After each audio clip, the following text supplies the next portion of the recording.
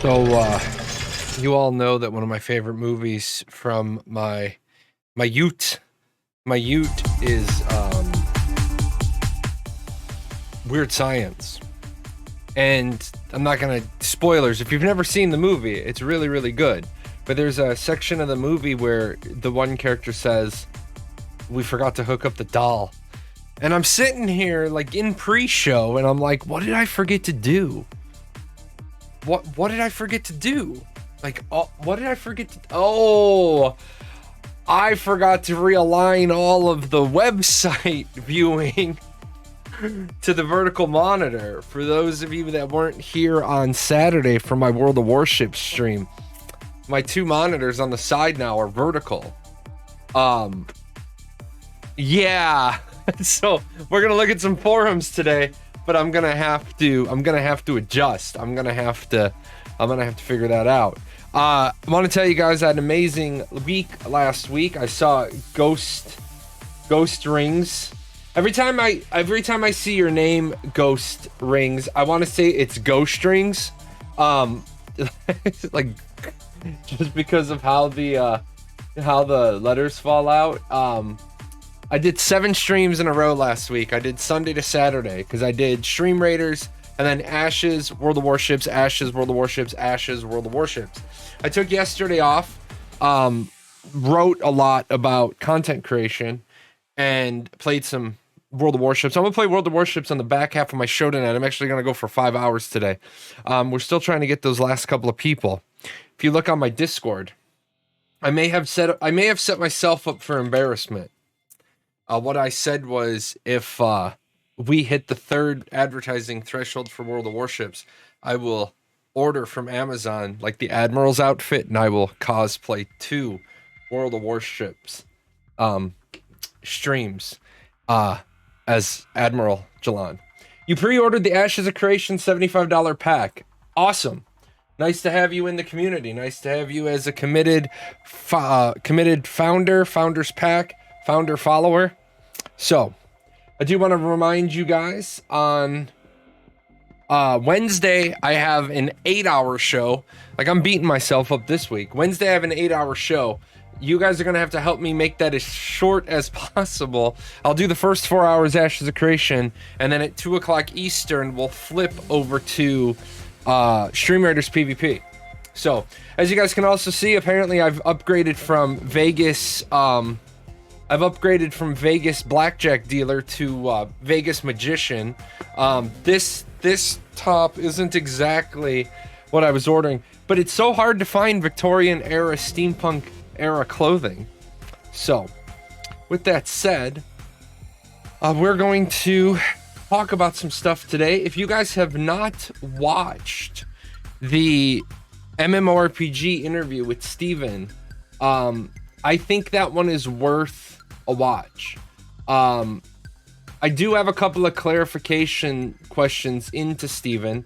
A couple of things didn't make sense. There's the link if you want to go read the article. There were a couple of bits and pieces in there that were not new, but Lex updated the wiki. I think 50 overall new data points on the wiki. And that way we have the most, well, not we, he has the most recent up to date for us, the community. I saw some of the comments that people were putting in, and it is just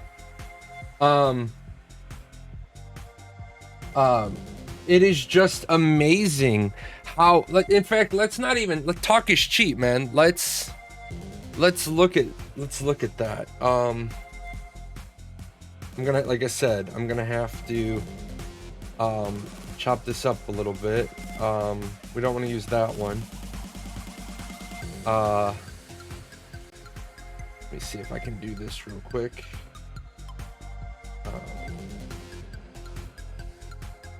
Oh no, I can't with I have to. What is that? Okay, that's not gonna work either. Yeah, all of these are gonna be jacked up because I changed my I changed my monitor orientation, so give me 1 second. Yeah, side stream. Ashes.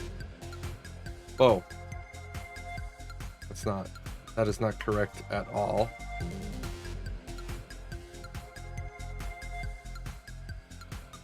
Doesn't like that one.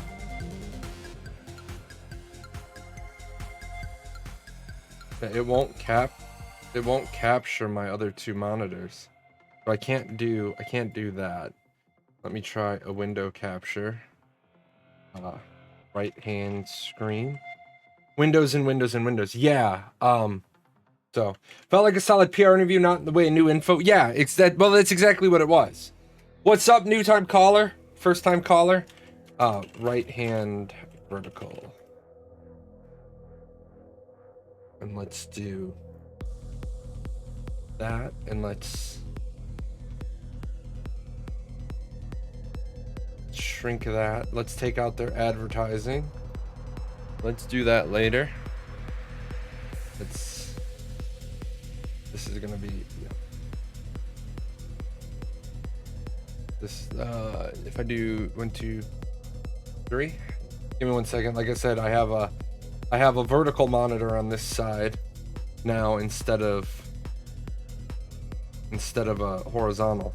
So let's just look at some of the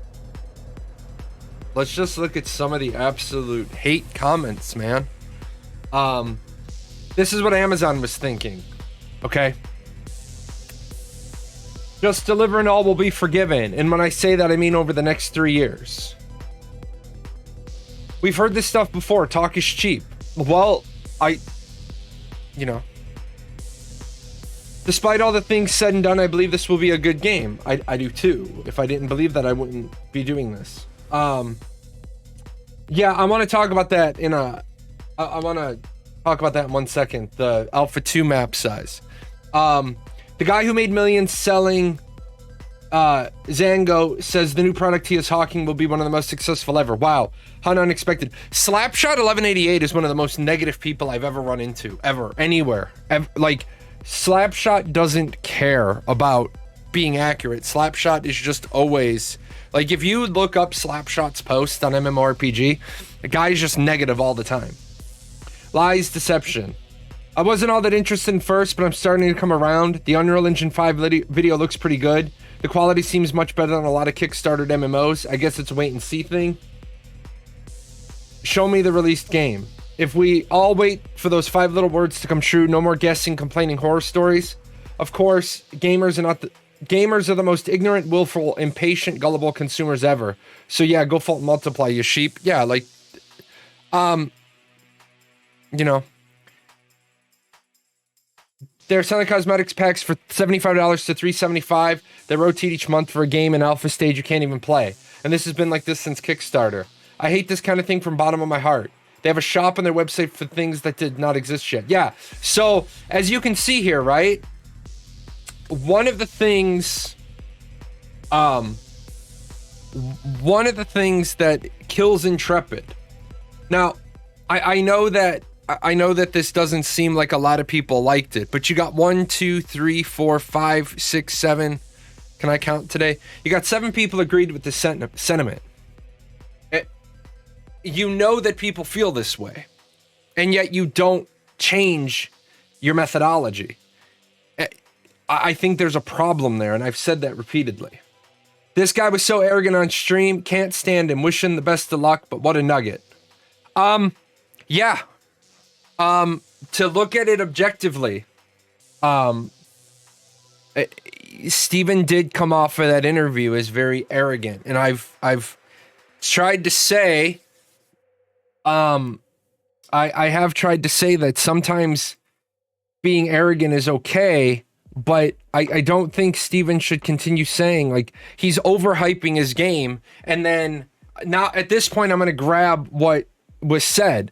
Steven's overhyping his game, but then he doesn't realize that while he simultaneously is overhyping his game, he's delivering less in Alpha 2 than originally said. Because we were told that Alpha 2, and I have a clarification into Steven, but he didn't see it. Unfortunately, I can't hold the discussion point of what was said in a video that you put out this many days ago.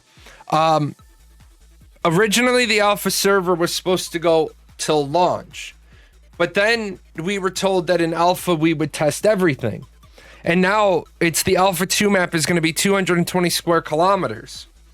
That right there throws up a huge warning sign for me. It lets me know that either 1, they don't know what they're planning, 2, they have radically changed their plan, or 3, they plan on releasing something less than the full complete game for Alpha 2, and then they're not going to test everything, or they've changed their entire testing methodology and they're not bothering to tell anybody yet. All of those things are bad. I hope you're having a good time. Due to the holiday, my lecture was moved from today to Thursday. I still have work to do, but you know what they say. Why do work today when you can just push it off for tomorrow? Yeah, true. With open world PvP, no, it won't be that successful. I've got my fingers crossed for this, but I think that person has no idea what they're talking about. Open world PvP games are successful. It's just people are assuming that there is an opt-in system. It's not an opt-in system. I think a lot of people that make statements like this need to spend 5 more minutes researching the game. I wonder if he regrets trying to make a better game than Arcade. Some people count their losses, others create more. Wish them all the best, even invested, but they don't have what it takes to make one of the best MMOs ever, even if they are convinced they do. Guys, I haven't seen these comments like yet, but I want to dial in on this one. It is really arrogant, and it is really, really arrogant for Steven Sharif to believe he's going to deliver a better Arcade than Jake Song. Because every time you hear Steven talk about his game, what are the 2 games that he talks about as influences? Arcade and Lineage 2. Arcade and Lineage 2 are both done by Jake Song, who's also releasing Arcade 2. Jake Song may be hated by Westerners, but if you understand Korean mentality, they're xenophobic as a stereotype. And I know stereotypes aren't good to discriminate with, but stereotypes are stereotypes because they tend to be accurate. Jake Song has said he understands now after 2 games what the Western world is looking for, and he has said Korean publishers can no longer only worry about releasing a game that will be successful in Korea, they need to worry about releasing a game that's going to be successful globally. People's big fear about Arcade 2 is it's just going to be more of the same pay to win. Well, if he doesn't build in pay to win into the game like it was built in Arcade, if he doesn't build those systems in, then they're not in the system for Kakao to influence. With that said, I think Kakao needs to take a giant step back and realize they screwed up with Arcade. So Arcade 2 is already starting with 3 or 4 millstones around its neck. And I don't think people are going to trust Arcade 2. So I think Arcade 2 is going to have a stuttered start. But it is very, very rough for Steven to be saying, we're going to launch as one of the most successful MMOs. You don't know that. I would never make that statement. One of the largest launches, sure, and you have the numbers to support that. But how many of those 4 million accounts you have are actually active? I would say that the Ashes of Creation marketing machine is doing both a service and a disservice to the community. I still don't know why, if I go to the Ashes of Creation Discord and I look at news, the last piece of news was from 113. Why did they not post Steven's interview on their own Discord? Well, maybe they're not paying attention. Well, today at 154, they posted that the servers are going to be, the website's going to be down tomorrow. So you know that they posted it. A lot of people still argue that Final Fantasy 14 and Final Fantasy 11 aren't successful. You can't fix belligerently stupid. No, you can't. And anybody that says Final Fantasy 14 isn't successful isn't paying attention. A game is so successful, they had to turn off free trials. Game is so successful, their servers are on queue 3 weeks after their expansion launches. That's successful. So this is Slapshot responding to, the guy was so arrogant on his stream. Yeah, I think that's part of me what bothers him. It's obviously fake and smarmy, yet some eat it up. If he delivers, I'll play. Well, thank you so much, Slapshot, for gracing us with your presence. Nobody really wants you, but I believe him as much as a used car salesman trying to tell you about the steal of a deal he's giving you. Unfortunately, that is a problem. And I've started to get more and more hate, more and more heat about, more and more hate and more heat about the way I take Intrepid apart. And I'm like, well, after 5 years, if you haven't learned your lesson yet after 5 years, you have to realize you have to stop playing, you have to stop playing the high hand, and you have to realize you're not there. Intrepid marketing is like a used car salesman, to be honest. Yeah, that's what was just said. Let's see. It's like his live stream Q&A all scripted. Is there a second part of the interview where you ask him real questions? I mean, that's a bullshit statement. Those are real questions, but you have to realize there's a PR media hype interview, and then there's a Jahlon interview.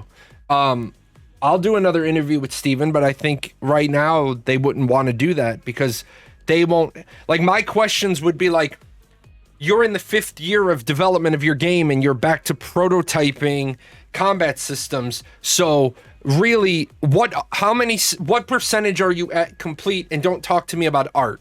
Take art out of the equation and tell me how complete you are with the development of the game. And if the number was more than 10%, I'd be like, okay, you said more than 10%. Let's talk about that for a second. Let's see. I uploaded a new video to help with the background sound. If you guys were having issues hearing the video before, it should be all good.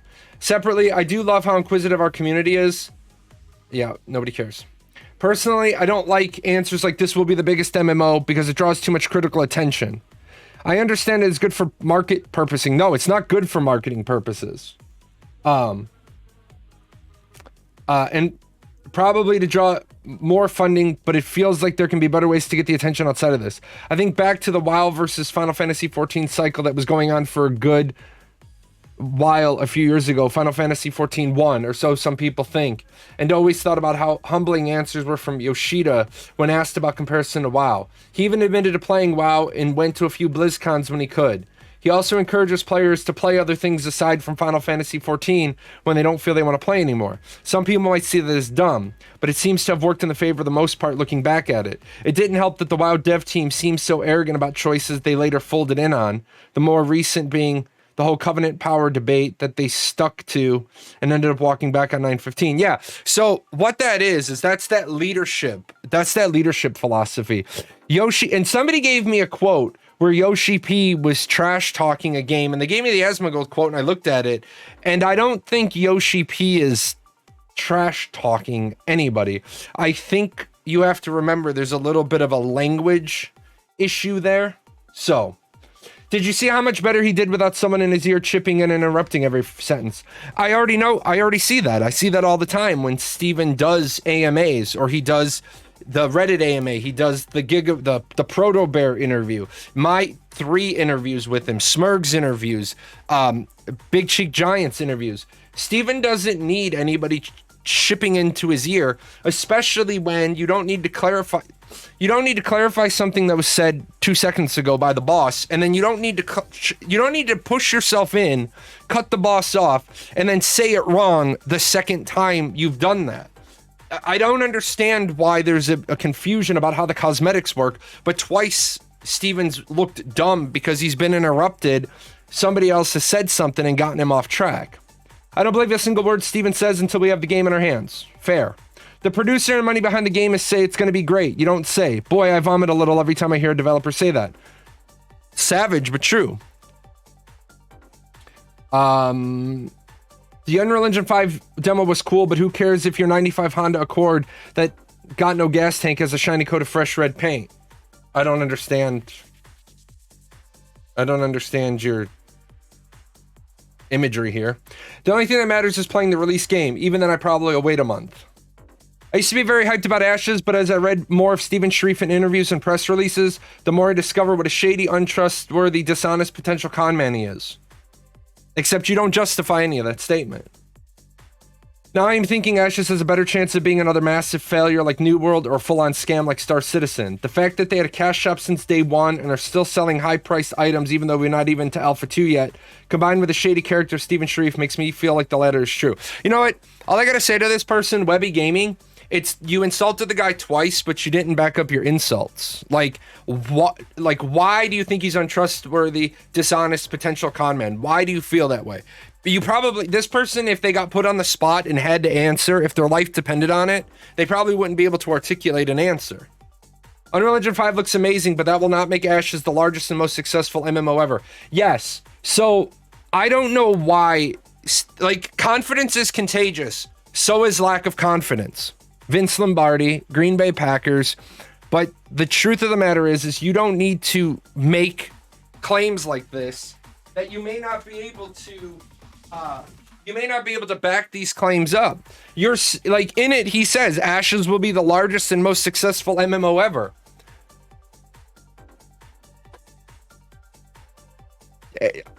Fake it till you make it is great, but you're basically telling the gamers they have no choice. They have to love your game. Let's see. One of the largest and most successful MMOs. I feel like this is a statement is missing something. Oh, right, an actual delivered product. Pretty much every game developer says it about their game. I advise, marketing-wise, nah, he didn't say that. He did say that. He absolutely did say that. He absolutely did say that. I went back and I looked and I found it to make sure he actually said that. And he actually did say that. So, before you say no, he didn't say that. He did say that. No, this time, unfortunately, they don't have the transcripts up yet. In the live stream, it was one of. I believe based on my metrics that this will be one of the biggest games. Yep, that's one quote. Go get all of them. Unfortunately, it's an important distinction. Right. But that's not the only time he said it. Right? That's not the only time he said it. And unfortunately, the wiki doesn't have the transcripts. Shush. Let me see if I can grab this really quick.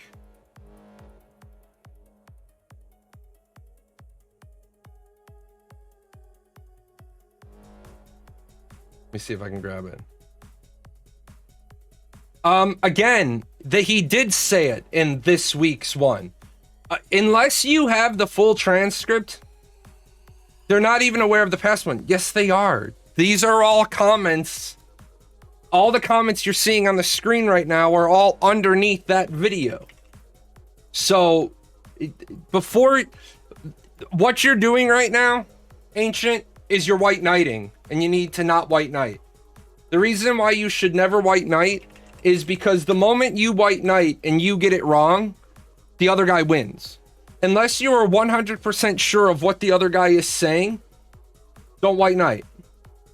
Don't ever white knight. Because it's white knight is you going all in on somebody else's pile of chips. Let me see if I can grab it. That might freeze my machine. That was probably a bad idea. Because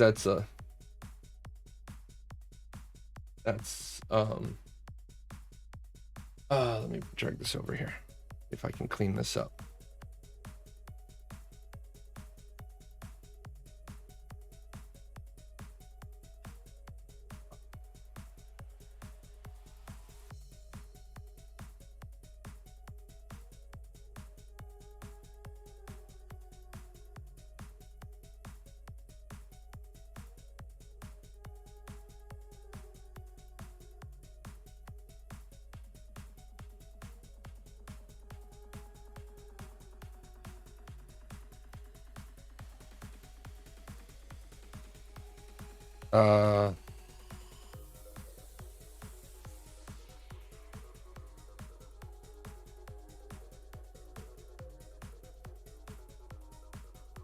So the one comment was one of the successful at,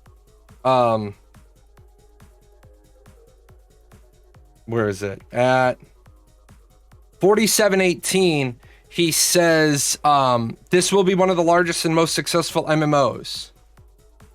I need to find the other one.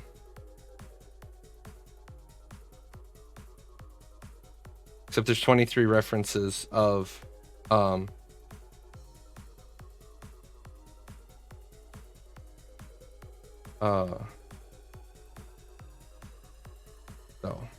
hold on, go back. Also can't see you guys. I'm aware. I'm aware. 47, but it's somewhere else. But I think it might be Steven Weber's. I think Steven Weber might have said it. Not Steven. So that's going to be an important distinction, because I've read the interview and I've watched the interview.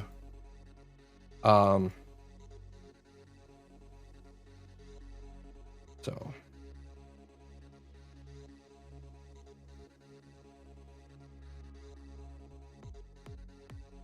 yeah, again, you need to calm your fucking self down. Okay? You need to calm your fucking self down. I just said at 47:18, that's what he said. However, I think it was Steven Weber who said something. Yeah, it was Steven Weber who said it. It wasn't Steven. But even then, one of the largest and most successful MMOs. Even though technically he's empirically right, because he says one of. You shouldn't be.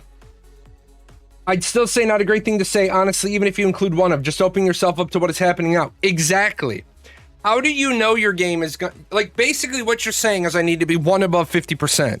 I need to be one over 50%. Hold on, my office just jumped up like 8 degrees. Hold on.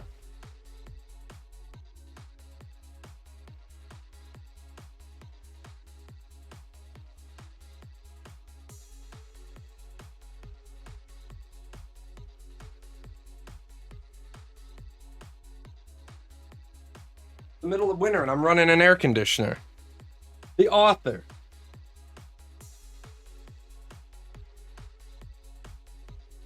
This guy.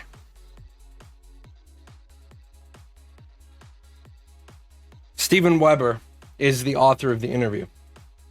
If A2 launch is amazing, Ashes won't even be on the charts. No.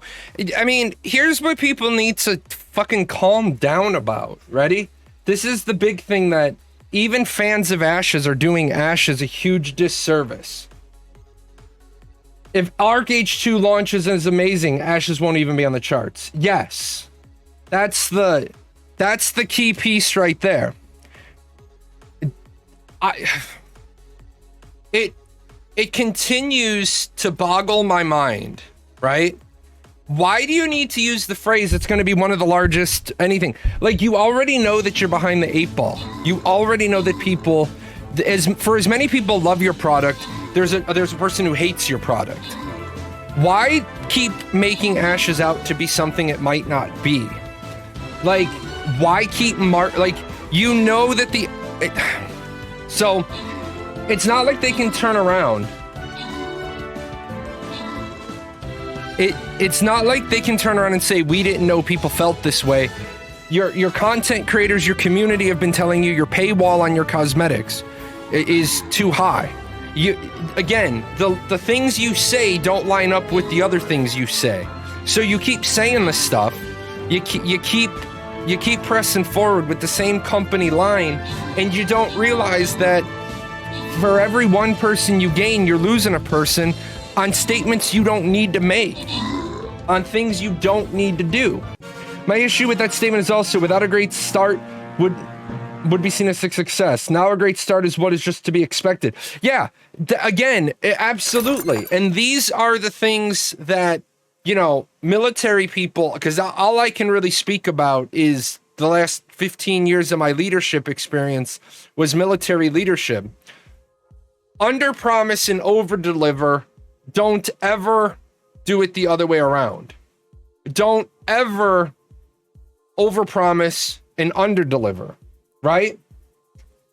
It's not exactly a crowded genre compared to other ones. What are you talking about?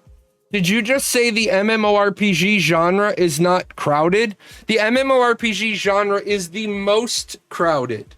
It is the most crowded. The most crowded. How many shooters are relevant? How many shooters? Yeah, because here's the thing. How many shooters are actually relevant? Valorant, CSGO, PUBG that just went free to play, Counter-Strike, the other one, not Global Offensive, but the other one, and Escape from Tarkov, Fortnite, Call of Duty, Black Ops. So what are we at? 8? Here, let's so that we don't be oh man, this one's not going to be right either. Hold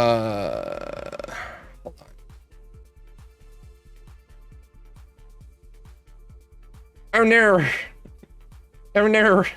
paint.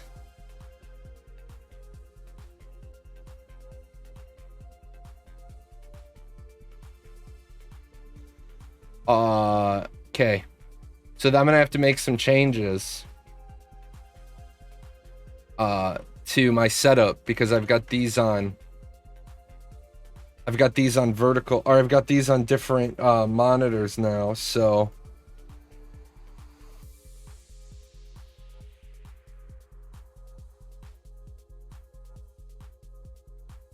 all right, let's see how that works out. Yeah, I've got these on my widescreen now.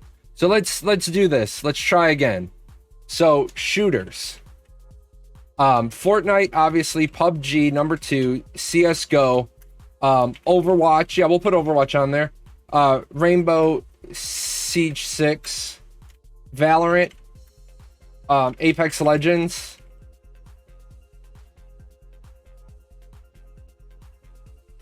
Escape from Tarkov,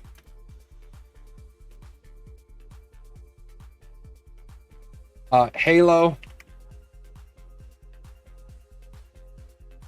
Destiny 2. I'm not counting in the shooter category because Destiny 2, well, here, fine, I'll do Destiny 2 in this column. But do we got everything? Fortnite, Apex, Overwatch, Escape, Call of Duty. Oh, we need Call of Duty. So Doom is not a first-person shooter. Doom is not a first-person shooter in an online sort of way. The way these are. Wow, that is... Okay, so that is completely not how I wanted this. And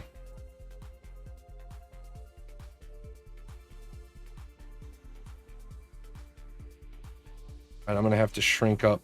I'm gonna have to shrink things up. Okay, because this isn't gonna work on a widescreen. Okay, now, right? Oh hell, that was. How much wide does this go? There we go.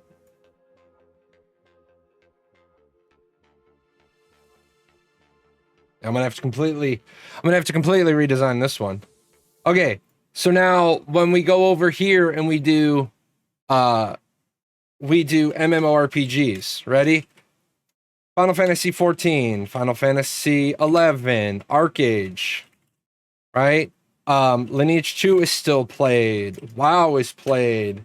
Guild Wars 2, ESO, right? EverQuest 2 both have populations still in played. BDO, RuneScape, old school RuneScape. What else do we got? Neverwinter is actually still played. EVE Online, I have to put it up there. Lost Ark isn't out. Elyon I have to put up there because it technically is out there. Ultima Online, Anarchy Online. But if you go Final Fantasy 11, you got to go to previous titles of the shooters. No, I do not. No, I do not, because Final Fantasy 11 is not a previous version of Final Fantasy 14. Final Fantasy 11 is a completely different game. Oh yeah, we have to do, we have to put up here, we do have to put Battlefront 2 up here. Over here, we've got to put Destiny 2. What I'll put over here is I'll put Warframe, but I'll also put Warframe back over here.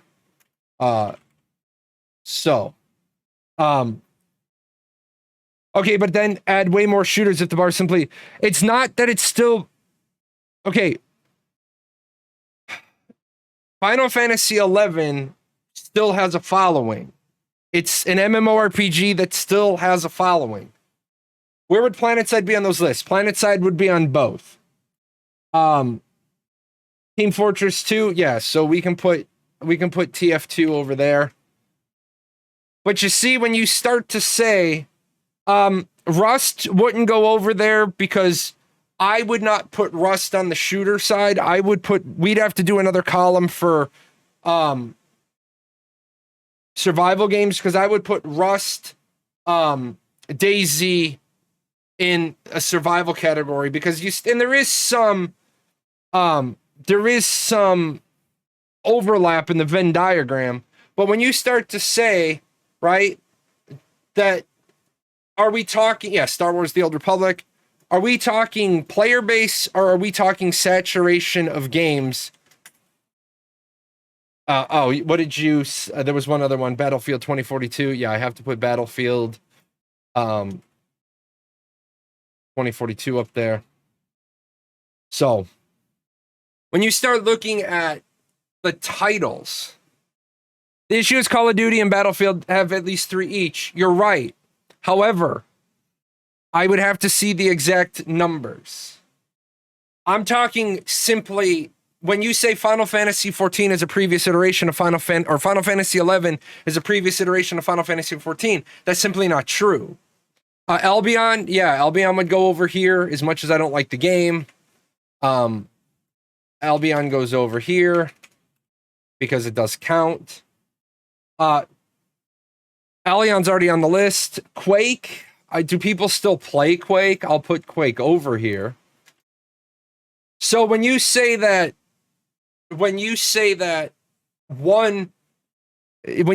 shooters are more saturated, I don't think so. I don't see that. Oh, you know what else I forgot? Revelation Online. And Ragnarok Online.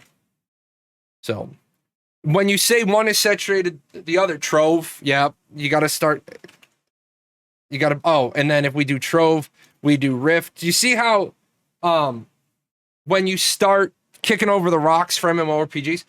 Zetrix, I don't give a shit about the Call of Duty line.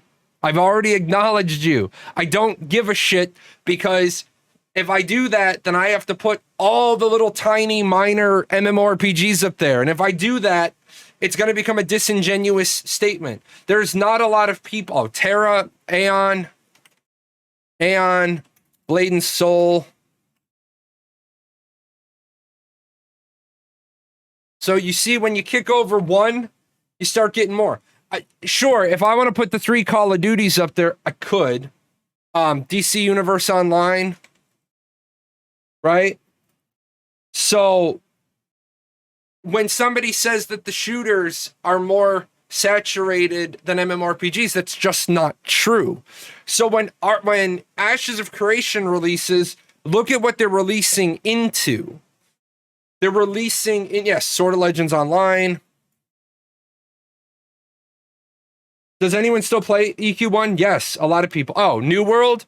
How did we forget that one?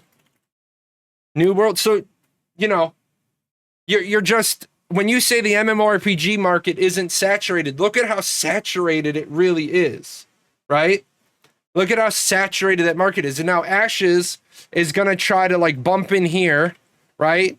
With ArcH 2, with the Riot MMO, right? So, oh yeah, New World was on the list. So I'll do this real quick. There. Oh yeah, that's right. That wasn't New World. That was Neverwinter. That's Neverwinter. That's New World. So when Steven says the game's going to come out according to our metrics, well, let me just be clear, right? You can say according to our metrics anything. And that was a dangerous statement. Fix paint and browser screens. That was a dangerous statement because when you say, well, according to our metrics, well, then everybody else has metrics. So what are you going to do when you have, oh yeah, Crowfall Crowfall is basically done. Crowfall is basically about to close. But when you say stuff like, according to our metrics, our game is going to be one of the most successful, appreciate that fallback, one of the most successful and largest MMOs. Well, first of all, I have to just bully up to the plate and say, I want to take this one. You don't have a metric at Intrepid Studios that is going to indicate that your game is going to be successful. You don't have one metric that you can say defends that, because I'm a metrics guy. I'm the biggest nerd in the chat right now. I am the biggest nerd here. You don't have a definable metric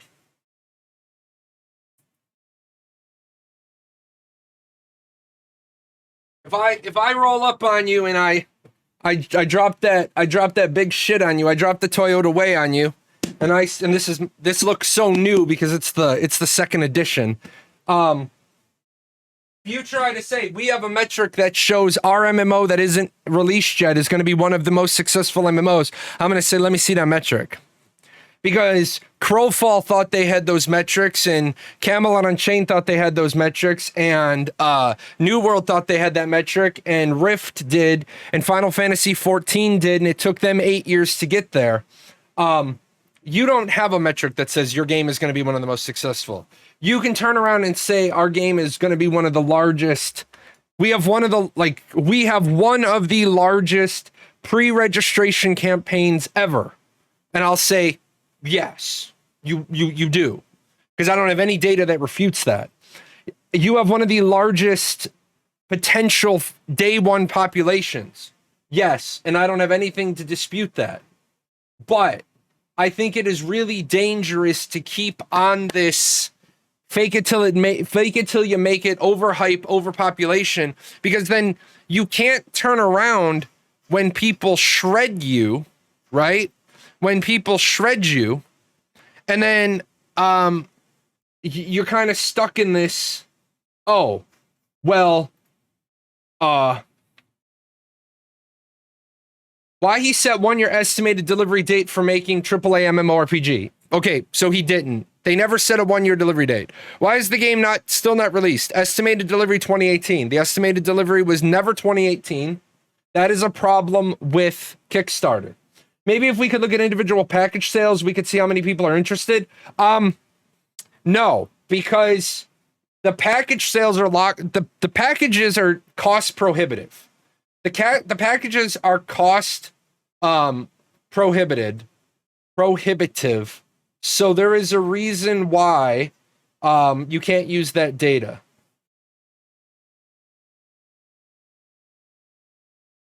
So you have to be really, really, really careful when you use pre-sale data.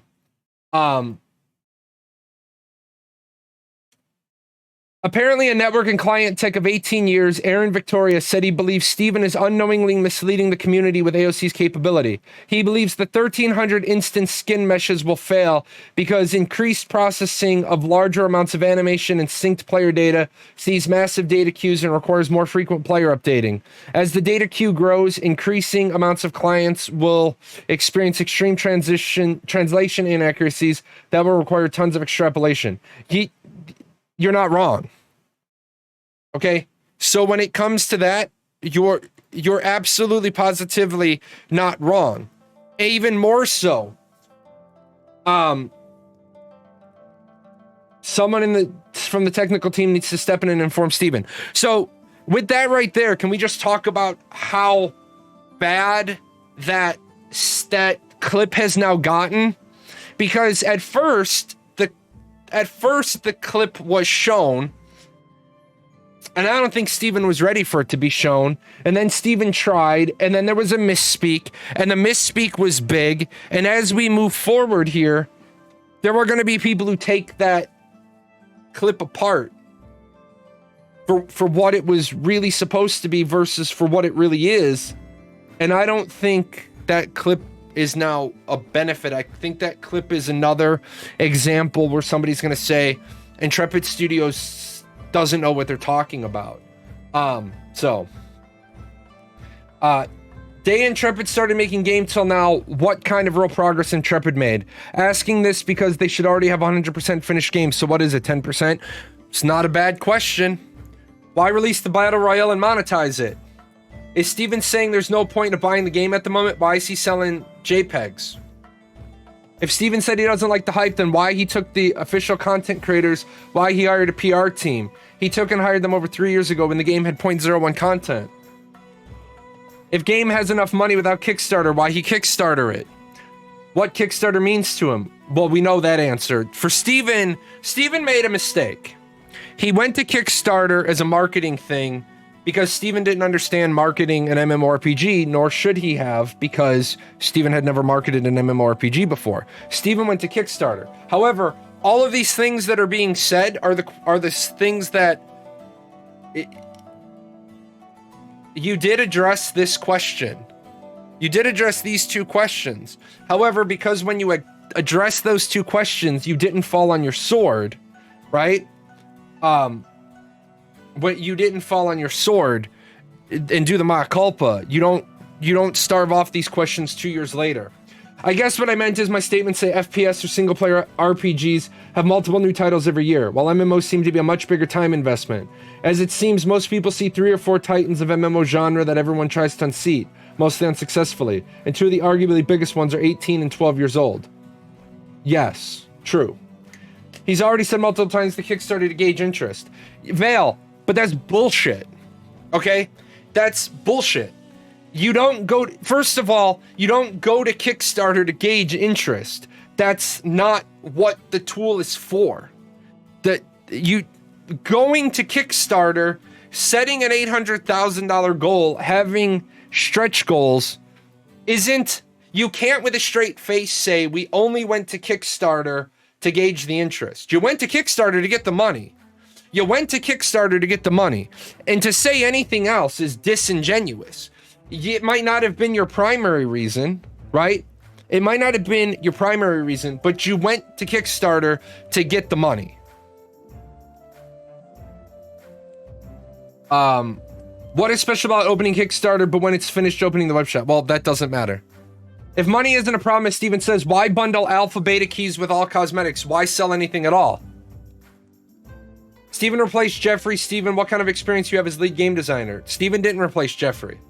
Why do you promote how to say pay to feedback? Receiving in-game feedback from people who paid $500 and official content creators who got their key for doing nothing but clickbaiting, or should I say, read what the dev said, make video stream exactly word for word what the dev say. Well, I take personal offense to this because I didn't do any of that. I also paid for my own key. That's why all of my feedback is legitimate and genuine and authentic. As a CEO of a company who's trying to make an MMORPG, why do you talk trash about Arcade and New World?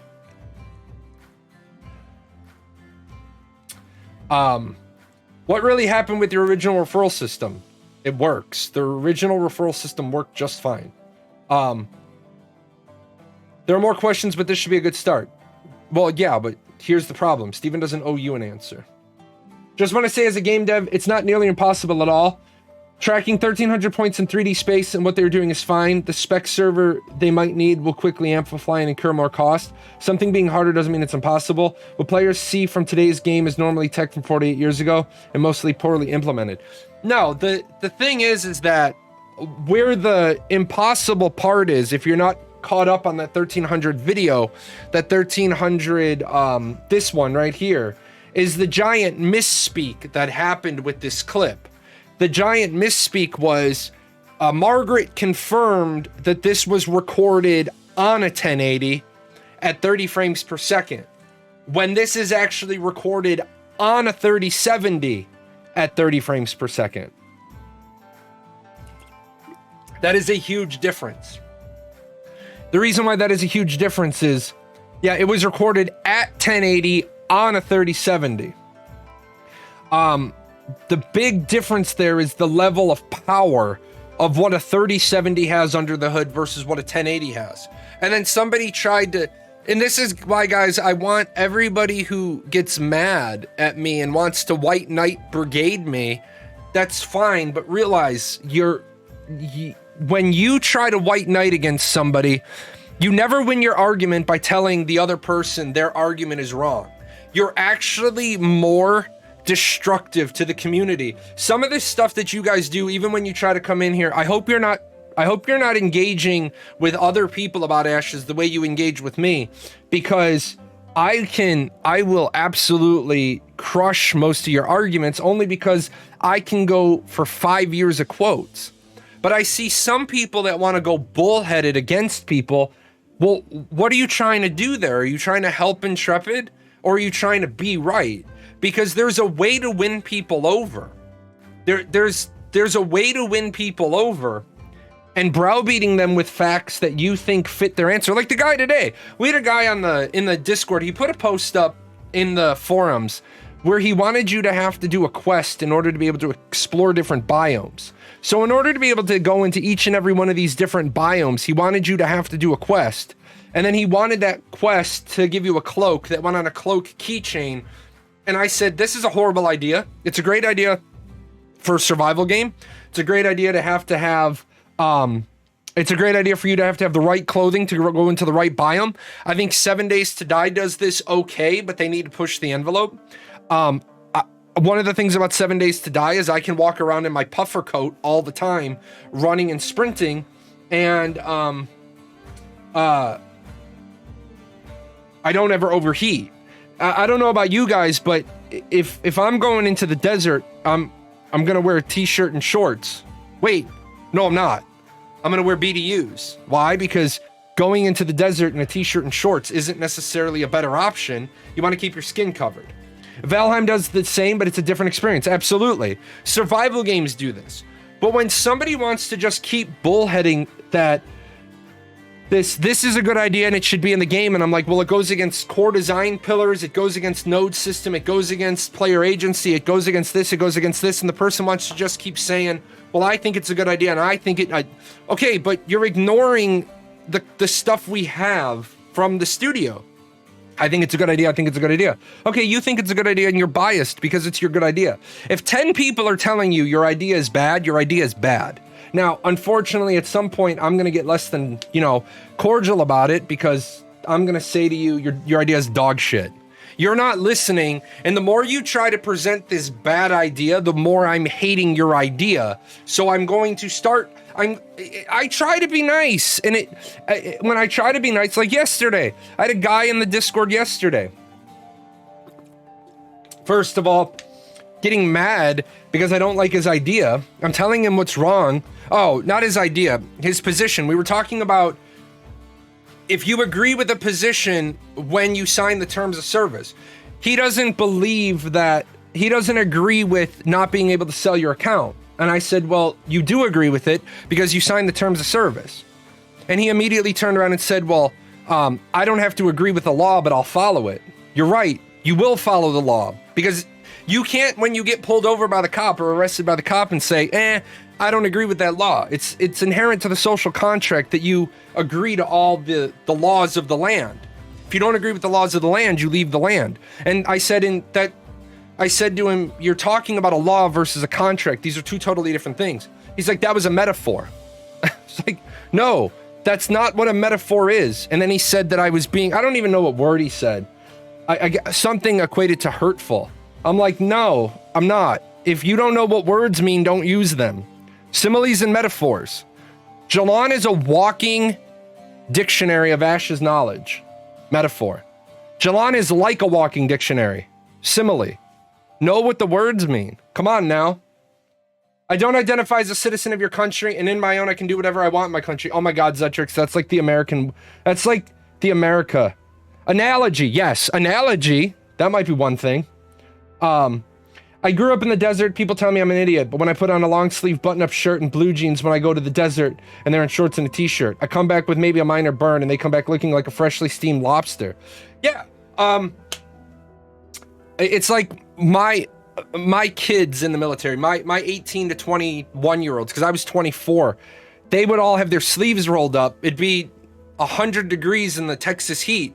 They'd have their sleeves rolled up. I'd come in, my sleeves would be buttoned down. I was the marcher, the squadron commander, not officer rank, but formation commander.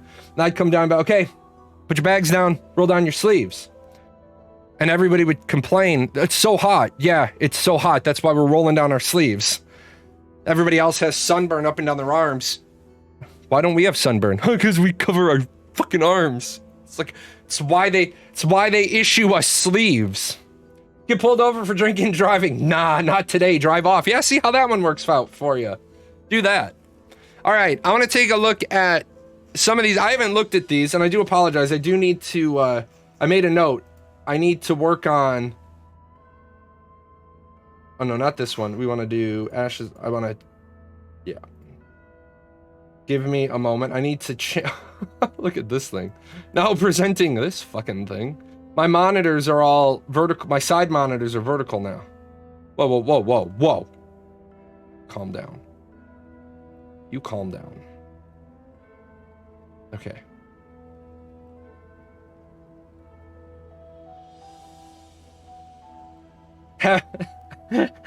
I just realized, man, having vertical monitors and having vertical monitors and widescreen and my other monitors being widescreen is probably not the best combination. I'm gonna have to change how I do the stream up a little bit. I'm gonna have to change which monitors I have assigned to do what. All right, how to prevent boss farming turning into a monotonous task. Yeah, the South America publisher thing. I did, Nova. Here's the thing. Number one, that company spoke out of turn. That company is not in talks with Intrepid Studios. That company was talked to by Intrepid Studios, but in talks is a euphemism for negotiation. So when I'm in talks with somebody, I'm in negotiation with them. Intrepid Studios has no South American publisher. They were not in any talks. They're not in any negotiations. They're not in anything, right? They're not in anything for South America. They are going to use a publisher for South America. They're going to use a publisher for South America, Southeast Asia, certain parts of the world where an American company, China, Japan, Korea, where they won't be able to get into as an American company. So yes, they are looking for a South American publisher. I don't imagine they are going to do this right off the bat. This part of it is opinion. I don't think they're going to do a global launch because they need to get the game launched, and then they will worry about putting the game in other areas, because those other areas are going to be the areas that they do regionalized pricing. Any thoughts on Mortal Online 2? No. No thoughts on Mortal Online. My Online 2, I won't be playing it. Why do you Intrepid need a publisher? AWS is all around the world. Can't they just request a server there? No. So 50,000 foot view, the way the law works, if you put a server into an area, you have done what is known as business interests. If you put a server in Europe, they still want to stick to the 2-day head start servers. That's irrelevant to this conversation, but there will be 1 or 2 servers per region with head start. The rest of them won't have it. So literally 1 to 2 servers will have head start, and those servers will be dead after the first 2 weeks. At some point during the interview, Steven talked as the community at large played the Bard. Am I missing something? Can't look... Steven's talking about bards. He's not talking about the community having played the Bard in Ashes. He's talking about people having given him feedback about bards from other games. But no, Bard wasn't in Alpha 1 and Bard wasn't in Alpha 0.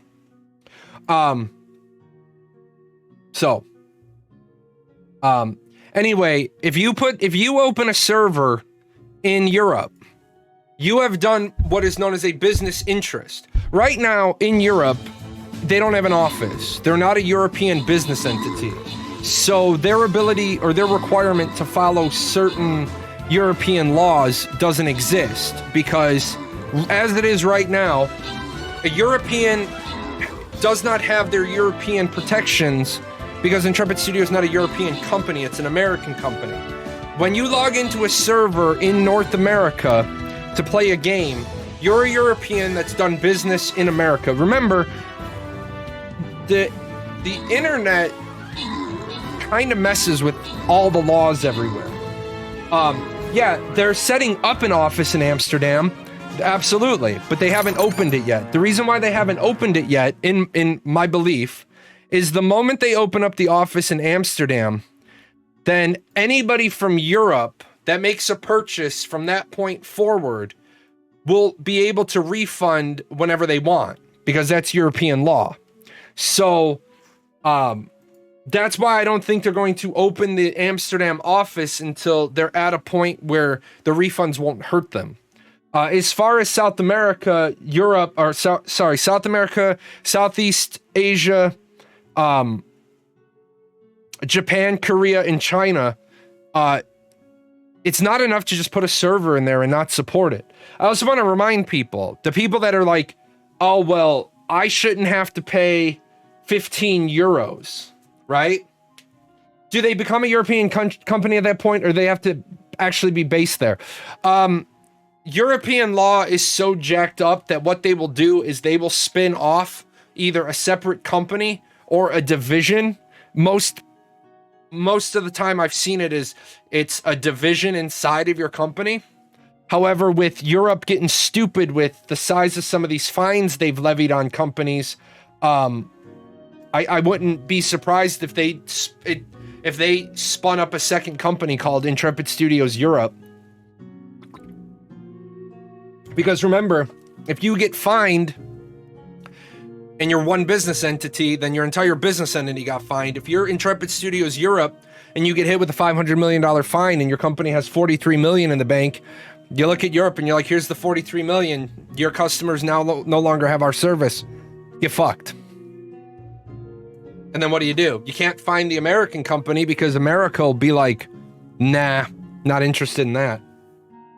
These are all the problems. All of my European viewers, your European Union is so complex compared to America. In America, you want to set up a corporation, it's less than $1,000. You want to set up a business interest that can operate coast to coast, every American property, anything, Commonwealth, Puerto Rico, Guam, it's literally less than $1,000. Less than $1,000 and you're out the door ready to go do business coast to coast and everywhere in between. Europe is very, very difficult to try to figure out what your laws are because, and then remember, some of you are going to say, well, in my country, yes, but in your country is this. But then to do business in the whole EU is not just this, it's this and that, and those 7 forms, and those 16 things, and that tax thing, and I'm actually surprised they're setting up in Amsterdam. I'm surprised they didn't set up in Ireland. Only because Ireland has the most restrictive tax laws for the European Union. You can't be set up in Amsterdam and claim Ireland as your port of entry into Europe. So, how to prevent boss farming turning into a monotonous task. Before I even read the thread, I want to point something out. You said boss farming in quotes. Boss farming is monotonous because you're farming something. Farming world bosses, specifically when hunting for that super rare drop, has 2 potential issues. One strong guild could monopolize the world boss by keeping track of the respawn timer and camping the boss arena, preventing others to try to defeat it. Okay, you know it would be really great if everybody who's going to post on Ashes of Creation's forums about why I have the best idea and the best suggestion and the solution to the problem, if they would do the 5 whys and actually research the problem. World bosses don't have a respawn timer in Ashes of Creation. Obviously, they respawned, right? Obviously, they respawn. But Holland is actually the best country set up in Europe right now. All the company we had in London pre-Brexit are now in the Netherlands simply because their taxes are pretty much nil. Yes, that's for a European company that exists in Europe. It is not for a American company that needs to establish a European presence. We're talking apples and orangutans here. You're talking about a European parent company versus a European branch of an American company. But anyway, world bosses don't have a fixed respawn timer. They also don't have a fixed respawn spot. The world bosses in Ashes of Creation will wander off, and they will say, okay, I don't want to stand there.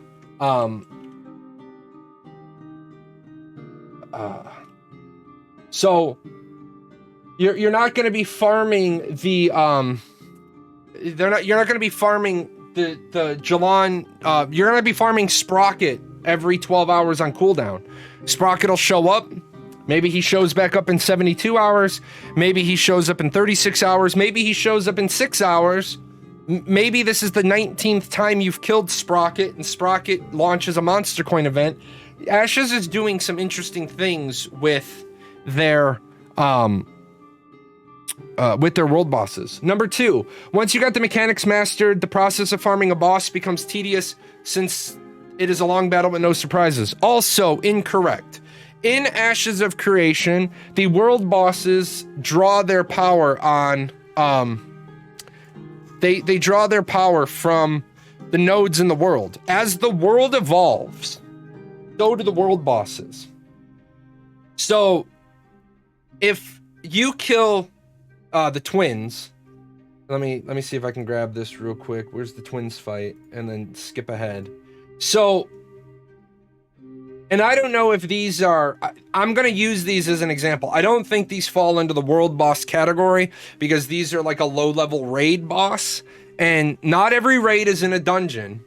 Some are open world. Well, they're all open world. Well, 20% are instance, but regardless, getting to the true point, these guys have a certain set of skills because the nodes in the world are developed to a certain point.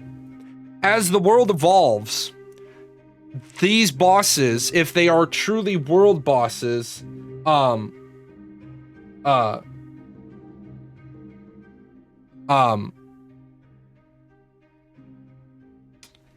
then as the nodes develop, the bosses' AI will change and their skills will change. So the bosses you fight aren't going to be tedious because the bosses, because you can't master the mechanics. Like if you go into a world boss fight in Ashes of Creation and you're like, oh, it's 40% regen phase, 35% he does a tank buster, 27% he does 3 pulses. So, is boss farming really possible in Ashes? Yes.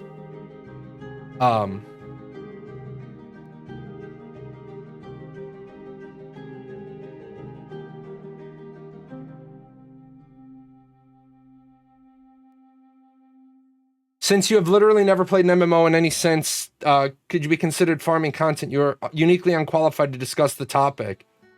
You can have an opinion, of course, just know that your opinion is from inexperienced, uneducated position. That's funny. Dynamic in the sense that dungeons and raids and bosses within them can change. So yeah, people got this. So yeah. What determines how long it will take to respawn? Just random? Just random. Just random. Let's see. What do we got up here?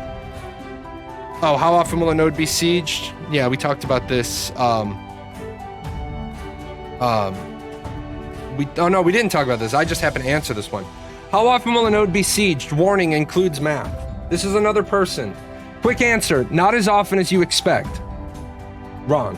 When you say the boss's AI will change, do you mean it will get better with more combat experience, or that it will change so that it won't be predictable? They're not using machine learning, no, but if the military node nearby is stage 3 and the divine is stage 2, the bosses will have X abilities. When those nodes level up and that military node is stage 6 and that divine node is stage 5, that world boss will look different each time you fight it. Is there any notification that the boss has respawned or just word of mouth based on somebody noticing it? They don't plan on having world boss spawns be globally notified, no.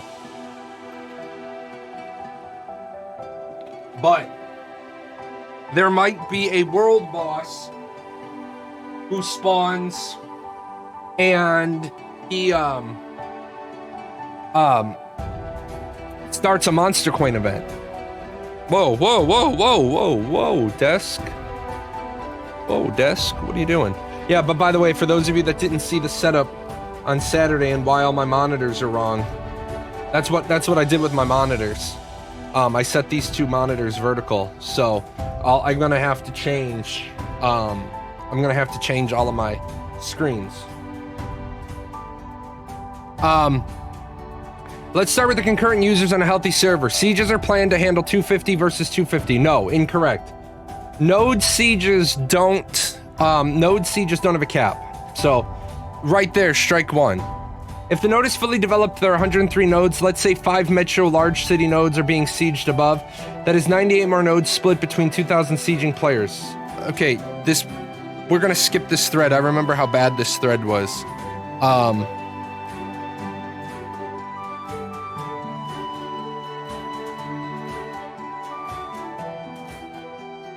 Yeah, this thread was horrible. Like, such a nice setup. Hey, Cobra King. You like that curved monitor on my right? Yeah, I like that curved monitor on my right, too. So.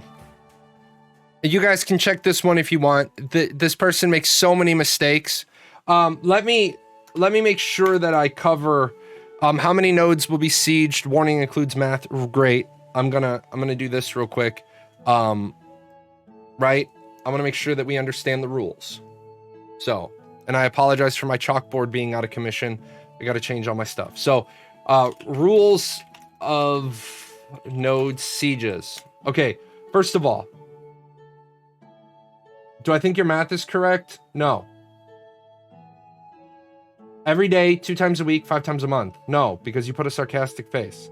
Love when we do math without data. So, rules of node sieges.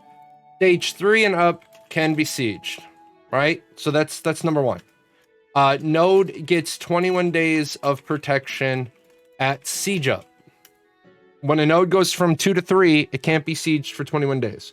When a node goes from 3 to 4, it can't be sieged for 21 days. Now, there are 103 nodes, potential nodes in the world. 5 stage 6, and then the rest distributed among 5 to 1. Now, as we know, in Ashes of Creation, if you have, why isn't my pen the right size? In Ashes of Creation, if you have a 6 right here, you can have a 5 here, a 4 here, and a 5 here, but the 2 5s can't be next to each other, right? So you can have 6, 5, 4. 5 to 0, 0 isn't a node. 6, 5, 4, 5, and then this can't have a 4 that touches this 4, but it could have a 4 over here. It could have a 3 because there's a 3 here. This can have a 2. This can have a 1. This can have a 3 because there's a 1 in between. So this is how the nodes spiral out from a 6. Okay? Eventually, you will get to a point where there is an empty spot. There's nothing at a stage 0 node, but this is a spot in the world that a node could have been. However, due to bad timing, it got placed next to a 1, so this node can't grow. You also can't siege a 1 and you can't siege a 2, so there's nothing you can do to get a node here until you shape the rest of the world.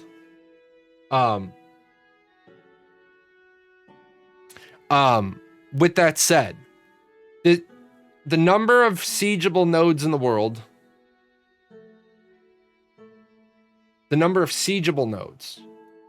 should be around 60, and that would probably have been better in a nice brighter color. Yeah. The number of siegeable nodes in the world at any given time should be about 60. However, another key rule is if siege is unsuccessful, if siege fails. If the siege fails, node gets X time declaration protection. Meaning, if you siege a stage 3 node, right? You drop a siege flag here on this node, and you fail. You didn't knock it down. A stage 3 gets 2 days of notification, so it goes into protection for 20 days.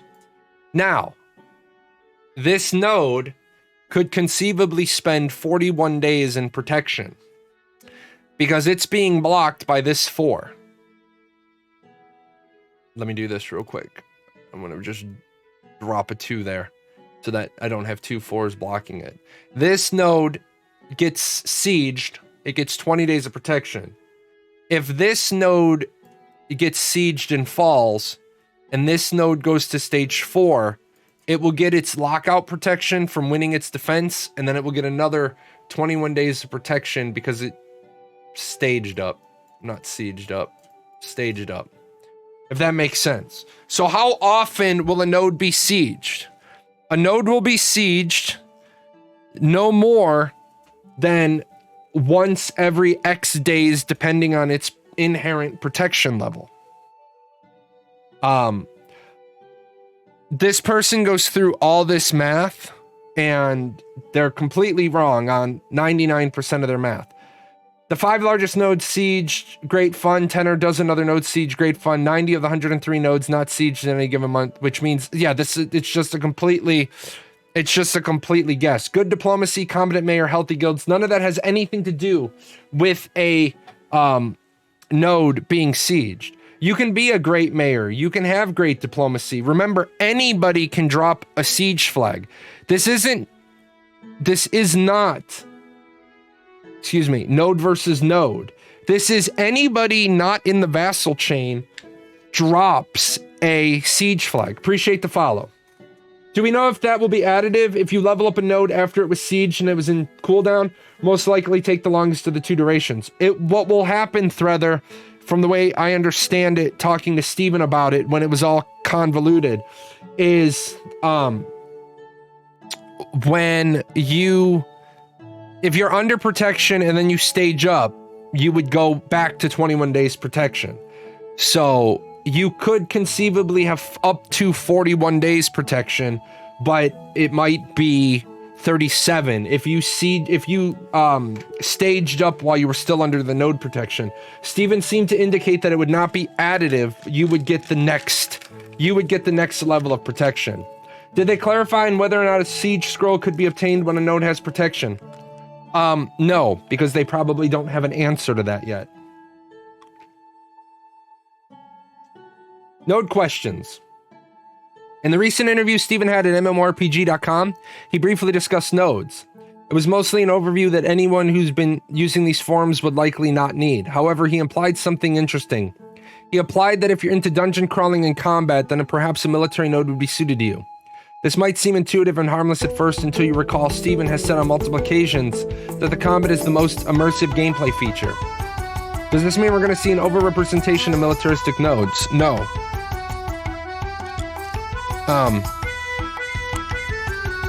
More generally, since it's unclear to me how much control players have over which type of government structure will emerge. Okay. Lots of answers here. When grinding materials on enemies is so easy and traditional, how is it going to be counterbalanced? The music is slightly loud. Thanks.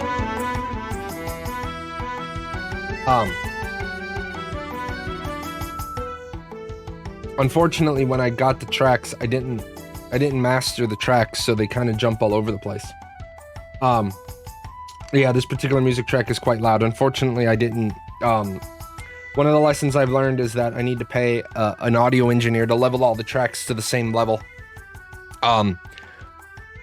Getting tracks from 3 or 4 or 5 composers, they all put them out differently. Has any game used nodes ever? No, not that I can think of. Not to the extent that Intrepid Studios is using nodes for their game. I'm curious about that since military nodes, according to the wiki, was for bounty hunting. The divine nodes would unlock a catacomb dungeon. Yeah.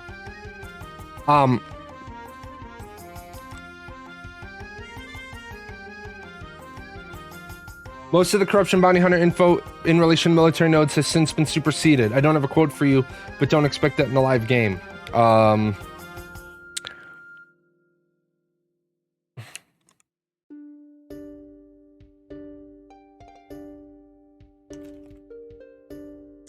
No, it hasn't. Not sure where you got any of that.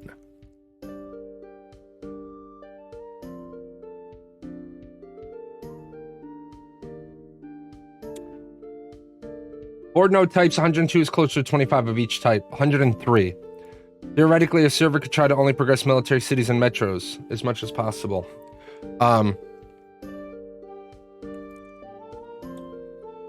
Yeah, somebody posted Asher's 101. Well, thank you for that. Good luck sieging military nodes. Why? Why do people think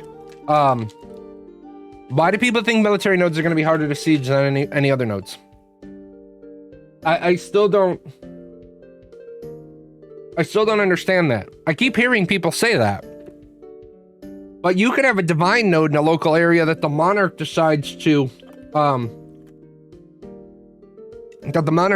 throw half of their tax money into. And it's not really gonna be all that, different than sieging a military node. So, wow, I am very dark on the screen. I think that's better. Oh, you know what I need to do?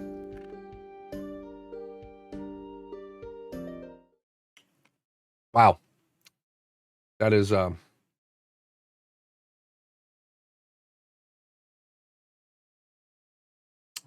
we go. Ah, that's better. Now I don't look like a creature from the lagoon. I mean, I still look hideous, but assumption that PvPers will only go into military nodes. Right, but remember, anybody can sign up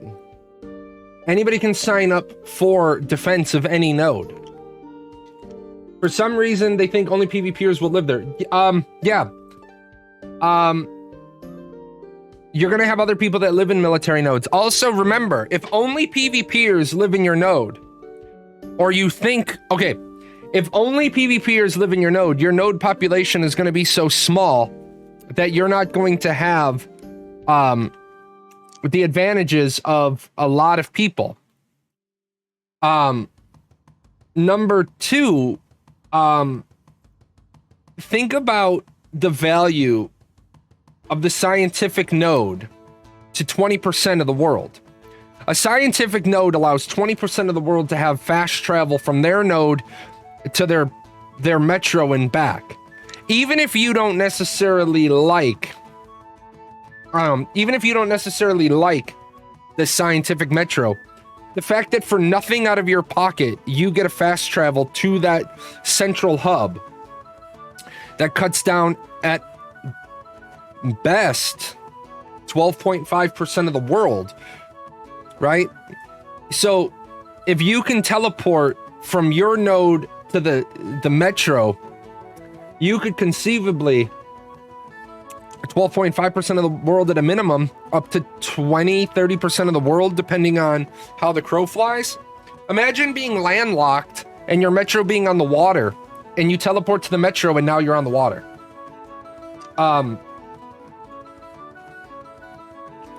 Drop a siege flag on an economic node with a linked market and watch 2/3 of the entire population of the continent show up. Yeah, exactly. Drop a siege flag on the economic node that is linking your auction houses and see how many people show up to say nope. If a server's players are all stupid and mess everything up, there's a case where the server gets fully majorly corrupted. No. It's not how corruption works.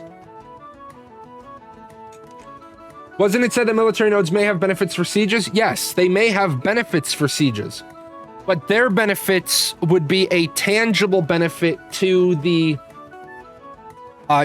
node, maybe better gates, maybe better walls, maybe better siege equipment. But a divine node is going to be the center place of people's religion. A economic node is going to be run by the fat cats who are going to say, well, we don't want to lose our node, time to open up the wallets and buy mercenaries. A scientific node allows people to teleport. Vassals are going to come to that node's defense. Remember, the only way that you're going to time this out right to make it so that all the vassals of an area can't siege is if you drop siege flags on all 3 of the nodes at the same time. Because then people will be more interested in defending their own personal home than the parent node. Mages will have a form of teleport spell. No, there is no fast travel other than limited fast travel with family teleports or family summons and scientific nodes. And then airships for faster travel, but not fast travel. So, weapon types that feel misplaced. Wands and potion launchers. Wands seem misplaced in the world of Ashes of Creation because there's no links between Tolkien-like fantasy and Harry Potter-style wands. Okay. And Tolkien-like fantasy is the only fantasy ever. So that's such a stupid statement to start with. There is more fantasy than Tolkien. I was watching the Unreal Engine 5 reveal, which looked really promising. I'm very happy with the new lighting. I also noticed Steven's wand. I know there's a lot of weapon types coming up, which I think is great. However, the wands seem misplaced with the wretches of the gorgeous snowy biome. No, it didn't. Yeah, wands are just a Harry Potter thing. I mean, wands are just a Harry Potter thing. I guess. That was made for me by a viewer. So that was pretty cool. So I took a look at all the potential weapon types that Ashes will have.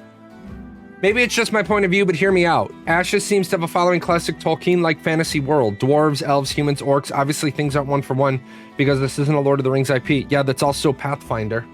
But from the weaponless potion launchers and wands field misplaced. Nobody cares.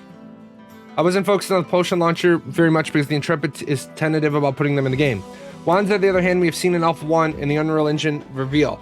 In fantasy, wands appear very rarely. That is not true at all. That is not true at all. Wands do not appear rarely in fantasy. Historically, a quick search says the first mention of wands was in the Homer's Odyssey and the Iliad. Please expand your research because your quick search was a Google search. How about you go hit up the library? Some gods use them as well as a witch named, I don't want to mispronounce that, who turned Odysseus's men into pigs. That also happened in Willow, by the way.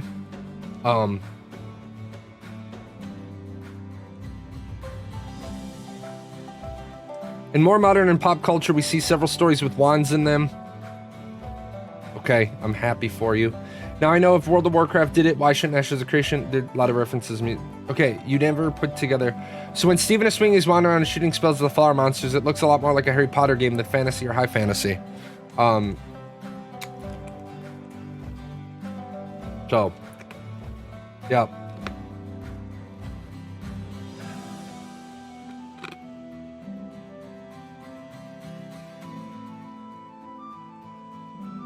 I don't get why wands would be a problem. Seems to me the OP has a wow or nothing mindset. Yes. Licorice wands. Those are very good, by the way.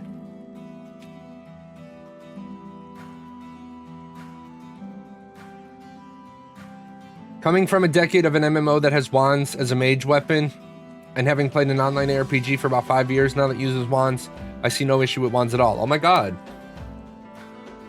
Honestly, I'm kind of mad they don't have guns and cannons, but hey, I do, other hand, really love Tolkien's style. I would say that the wand looks kind of cringe. I feel like WoW Vanilla did a better job. Yeah, WoW had wands in it.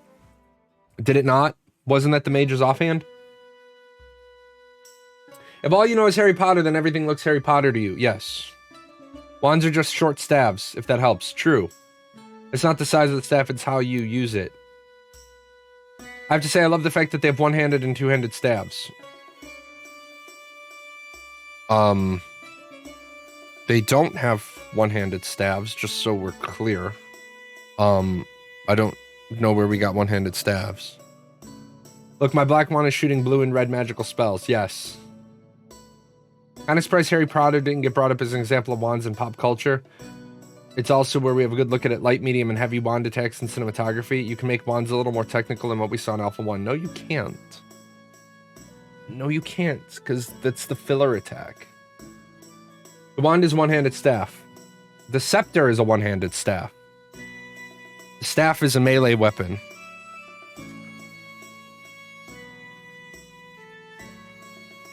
Designing a proper hauling service. I would love to see a system in game for haulers, as in players who specialize in transporting goods from point A to point B.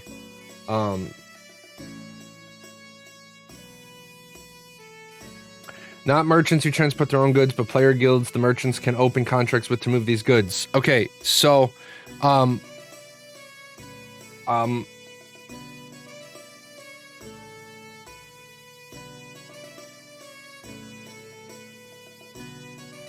this is not EVE Online. Yeah, EVE Online has this system, but nobody uses it. Nobody uses this system. Okay, so let's pop over here, do the stream raiders, and then we'll pop it. I think this fits Ashes of Creation. I do believe this fits Ashes of Creation. We'll see what the person does. If they're inspired by EVE Online, it should be a good comparison, because EVE Online did this really well. EVE Online did do this really, really well. Man, my office is like a bazillion degrees today. I do not know why. Hope I'm not getting sick.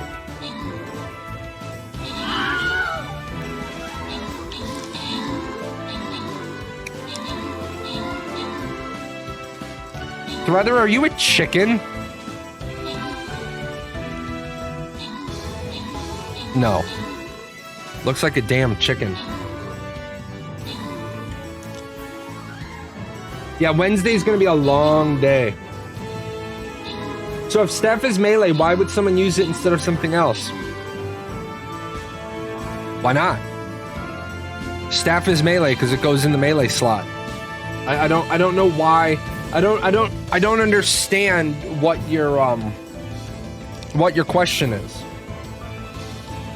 I don't understand, like, why wouldn't you use a staff? If it has the stats you want, it does what you want, why would you not use the staff?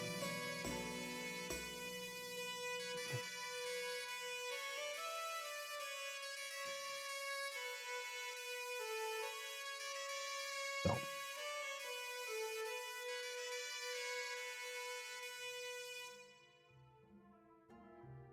Are node cities themed based on node zone they're in? No. Node cities are themed based on the race that contributes the most XP to their staging up. All right, designing a proper hauling service, and this looks like the person did check out EVE Online. I would love to see a proper system in the game for haulers, as in players who specialize in transporting goods from point A to point B. The caravan system will be the lifeblood of the economy and node development of the game, and I think it should be possible to make a living out of doing that. It fits the risk versus reward philosophy.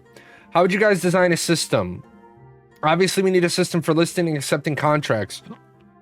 A bulletin board near the caravan master and the node, perhaps. The player listing the contract will be doing the following. Determine a pickup point and a drop-off point. Yes. Packaging the goods into a container. The size of the container should be able to be set in certain categories. Mule-sized containers? No, not at all. Or caravan-sized containers? Yes. Caravan-sized containers? Absolutely.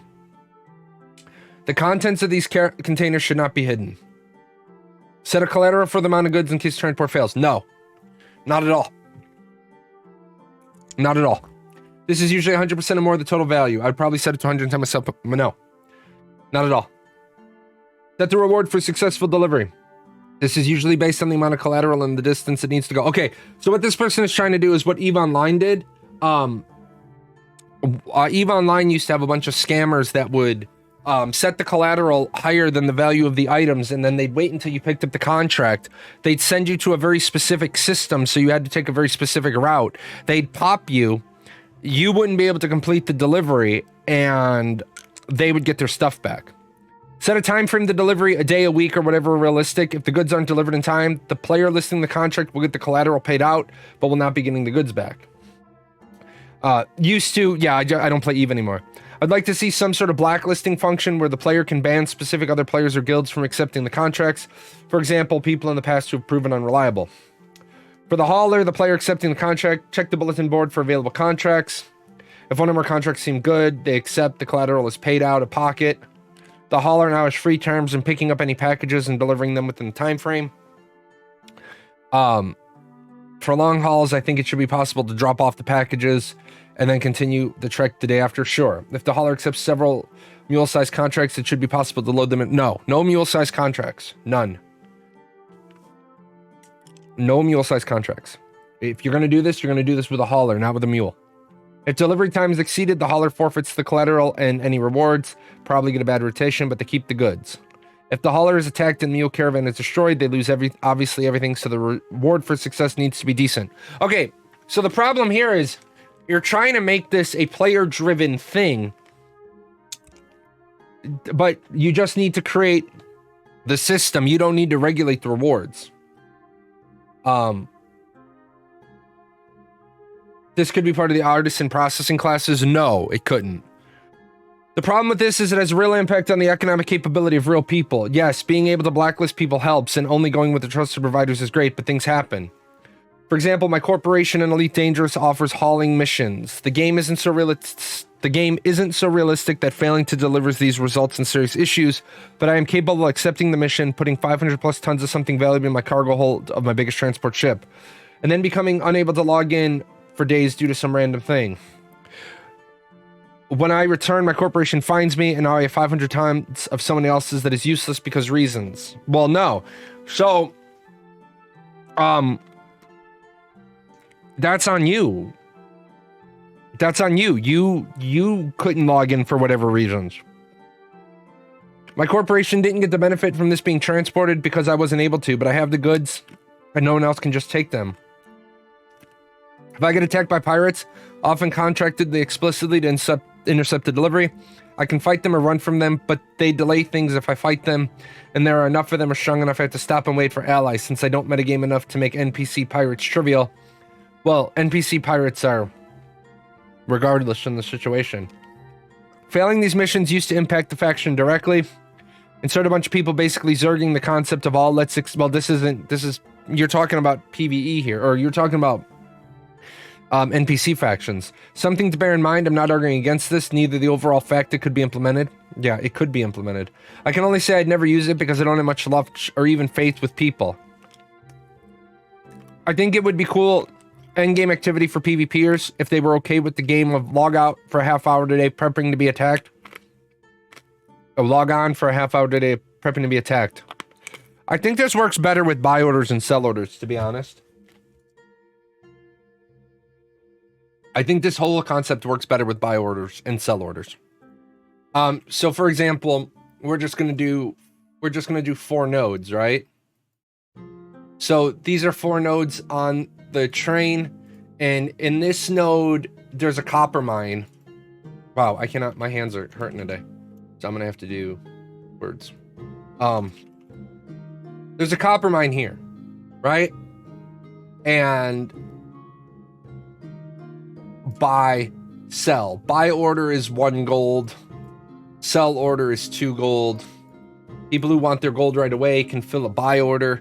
People who want to wait and make more money, they can put a sell order up. But over here, the buy order is 10 gold. And the sell order is 20 gold. Because there's no copper mine here. Well, if somebody comes here, right? If somebody loads up the old family shaggin' wagon, comes out here, buys 10,000 copper for 20,000 gold, and then brings it back here, right? And they bought 10,000, and they're gonna make 200,000. They're gonna make 200,000 gold when they sell it here. That's their right to do. That's how transportation should work. I get what, so now what we did here is this is a $20,000, or this is a 200,000 profit minus our initial investment. So you're going to make 180K profit. I think what Narer is saying is that there would be a guy here that puts up a transport contract, right? And he wants that stuff brought here, and he's going to pay a reward of 20K.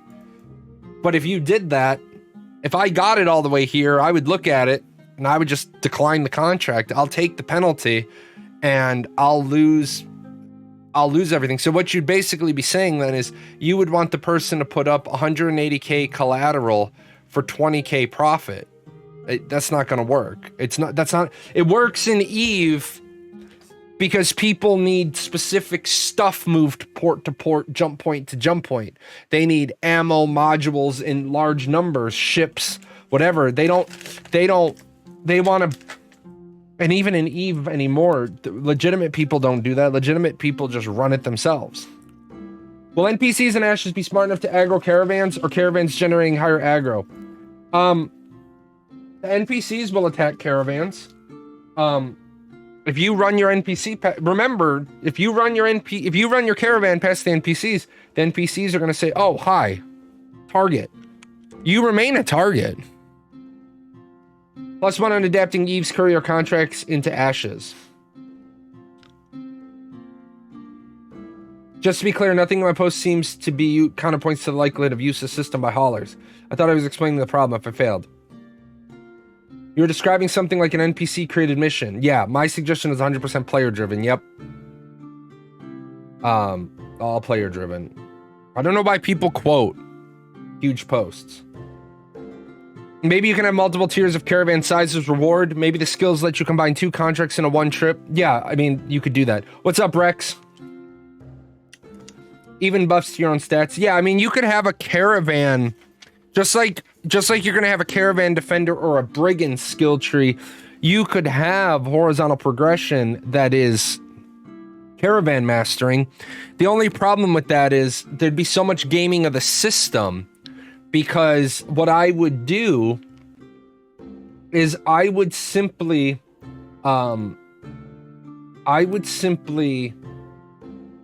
have my guild members set up low quality, low collateral contracts, a bunch of small ones, and just run them in the middle of the night. So, I don't think we could do it that way. I want to see what this thread is. I haven't played beta. Do I miss a lot of content if I don't play in beta, or is it worth the wait when the full game is out?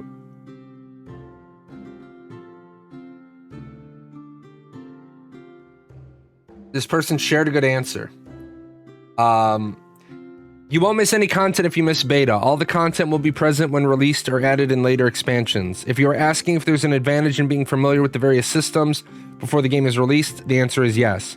How much each individual player measures values that advantage remains to be seen. I haven't decided if I want to buy into beta or just take as many tips as I can from beta testers who are kind enough to share advice. Yeah. In a game like Ashes of Creation, you are definitely going to be out of... you are going to be behind if you don't buy in on day one. Buy safety. Just a thought, perhaps as an alternative to those that want to do PvE without threat of PvP, there might be limited means to buy a certain duration and a location safety. No. No, this is not a Care Bear game. People need to stop trying to make this game a Care Bear game. If you're playing Ashes of Creation, you're playing Ashes of Creation for what Ashes of Creation is. People need to stop trying to make Ashes something it's not. I understand that people are apprehensive about an open world PvP game. I think the corruption system that Intrepid Studios has developed is absolutely amazing. All MMOs are Care Bear games. No, they're not. They are not in the slightest. There are games that have a spot in the world for Care Bears, but I would not call EVE Online a Care Bear game. Yeah, I think the big problem is New World has kind of ruined open world PvP for everybody because they catered to the I don't want to get killed crowd. Not being able to be killed in an MMORPG is horrible. Is horrible because what it means is there's no risk to the world. There's no threat to the world. So, one of the other things I talked about this week, tomorrow's video is a video on proximity chat. I know you guys have brought up proximity chat enough times, so I did a full standalone video on it. I don't want people to think that I'm not open to new ideas and new suggestions and new things and new bits and pieces, but I do not think for 1 minute that proximity chat has any business being in Ashes of Creation. I don't even like the idea that they're going to waste time, effort, energy, and resources doing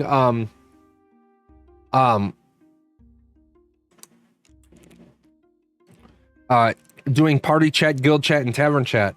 There are manufacturing cores in EVE Online who build and sell just to see their wallets get bigger. Yep, but that doesn't make EVE Online a Care Bear game at all, because you can be blown up at any time, any place in EVE Online, even in high sec. You can be alpha'd in a huge ship. I mean, obviously a freighter or an orca in high sec is going to be harder to pop before Concord gets there. But if you have enough people there, you can absolutely do it. You know, on the yearly Burn Jita campaign, freighters get popped all the time on docking in Jita. People do it just to screw with the economy, screw with the game, protest CCP. So it's not a Care Bear game. They should at least do chat macros. No, why? Why do you need chat macros? You clearly have the ability to type. Protest CCP is big lately? Yeah, I mean, that's the problem with a game where you give players almost a sandbox, a completely unrestricted sandbox, and they're going to do sandboxy things. Remember when they blew up the monument that shouldn't have been able to be blown up? What happened was CCP irritated its player base. Its player base decided to blow up a monument. People figured out that if you bring in enough ships, Concord can't Concord everybody fast enough, and it caused so much lag, Concord got tie-dyed. So it basically worked out where the player base burned down a monument, and they shouldn't have been able to. It's probably abusable, but I do like seeing the cool things people have on macros at the end of Final Fantasy Dungeons and Raids. Yeah, I mean, I agree with you, but then there are people who just spam that stuff in chat and local, especially, you know, when... I don't mind people putting up the good game, well played Moogle at the end of a Final Fantasy run, but Final Fantasy is different than an open world PvP game. So these are different games, these are different styles, these are different environments. So I don't think we need chat macros, to be honest. I don't think we do. I would like to see people spam less stuff in chat, so when meaningful stuff gets put into chat, people engage. I hate seeing the person who's asked for help, who's asked for help 3 times, and then their stuff gets pushed out of the way because of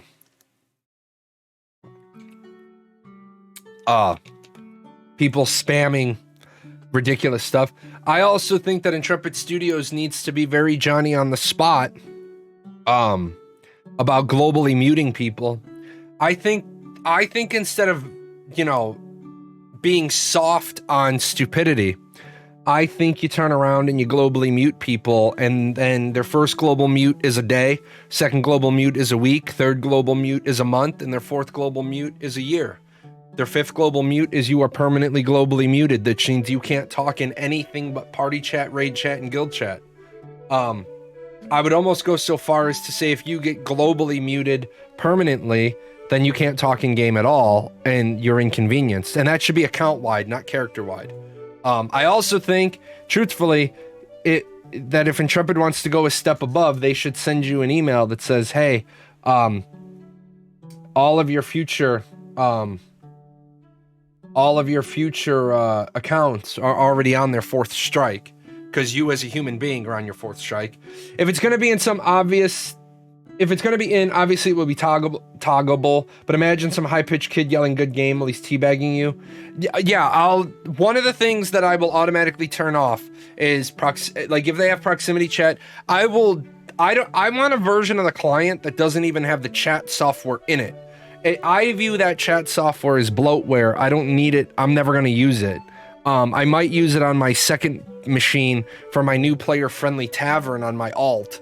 But I know, yes, I'm going to have 2 accounts. Oh, the pay to win.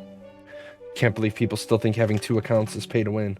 Macroing, cheating, scripting, that makes it pay to win. Having 2 accounts doesn't make it pay to win because I have to dedicate my time to each account. I'll probably have this screen up here on one account and this screen on another account. Multiboxing is cheating. Shut your mouth. By the way, guys, I want to say thank you to everybody who supports this channel. We get a ridiculous amount of gift subs around here. I realized the other day when Sneckers dropped a 50 pack, we didn't have variation in the gift emotes. So I actually ordered 5 new emotes from the company that did all my panels, all my overlays, all my alerts. So I got 3 more gift subs, 1 follow and 1 follow and 1 subscription. So in a couple of weeks, we'll have new and tastier treats. In Rocket League, the escalating bad timeout practice worked very well. Toxicity went way down. Yeah. The problem isn't... is Rocket League free to play? Or is it buy to play? Bomber chicken has been deployed. It's a very disturbed chicken. It throws out its own babies for damage. Multi-box is stressful, especially without an automated follow X. Multi-boxing isn't stressful, first of all. You have 2 hands. You can control 2 machines. A G13 gamepad for your left hand, and then you just have to know how to position your mouse and have a macroable mouse on the other one. If you have a G600 or a G13, you're good to go. It was 20 pounds or euros, but it is free to play since a year or so now. Well, yeah. I mean, so the problem with shaking your fist at people and saying we're going to increase moderation is what are you going to do if they don't? I mean, the person can just make a new account. So, like, it's great to be a hard ass and a hardliner, but if the person can just turn around and make it, yeah, there's no such thing as a physical KVM switch either. That one, guys, I know that some of you are young pups and you want to talk about stuff that you're not qualified to talk about, but please realize that this is not cheating. This is a physical KVM switch. There is no software here, which is why when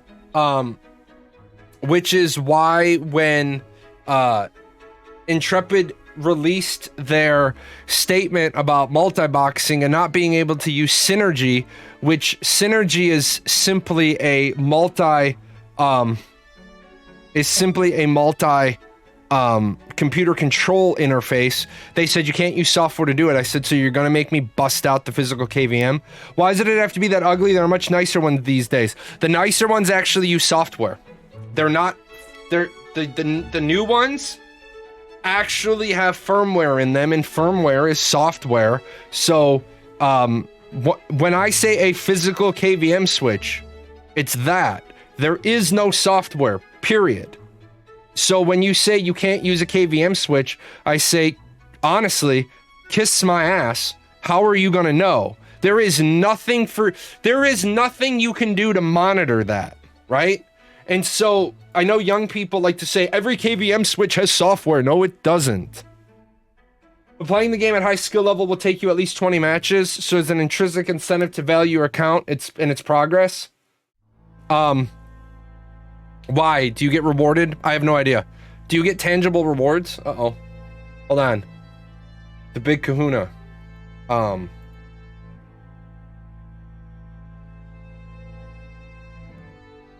You guys know the Big Kahuna is Tamir. When Tamir PMs me, I must pay attention because I like my life. Happy wife, happy life. Yeah, but I don't understand what you mean. A high skill level that would take you at least 20 matches. Do you get tangible rewards for playing those first 20 matches? And when somebody said they care about ranked play, let's be honest, people who are going to be toxic aren't being toxic on their main account. They're being toxic on their alt accounts. They make alt accounts to be toxic on. It's like I see people that clearly are not brand new players in Heroes of the Storm. They're player level 13, and yet they're crushing people. You're an alt. You're an alt. You have a 7-to-1 kill death ratio on a level 13 account. Yeah, you're probably an alt. And you're playing somebody difficult like Valeria. Yeah, that's your alt account. Smurf account, yeah. It's your Smurf account. Which, I mean, I don't care, right? But Heroes of the Storm is completely abandoned by Blizzard now, so it doesn't make a lot of sense. I do find it funny. I'm level like 800. I'm like a level 800 player, and I'm facing people that are level 17 and people that are 2000. Well, they don't have a large enough player base anymore to properly match people. It's just like I hope Intrepid Studios, if they do their arena matches, I hope that the arena will actually tell you, like, if you're trying to match outside of your rankings, I hope it only ever matches you with your rankings, not after 3 minutes we will expand the ranking, and then you end up either catching people that are infinitely higher ranking than you or infinitely lower ranking than you. I think if they do that, then what needs to happen is, if I catch somebody, like, here, let's do it this way. And I gotta fix all these tonight. So you have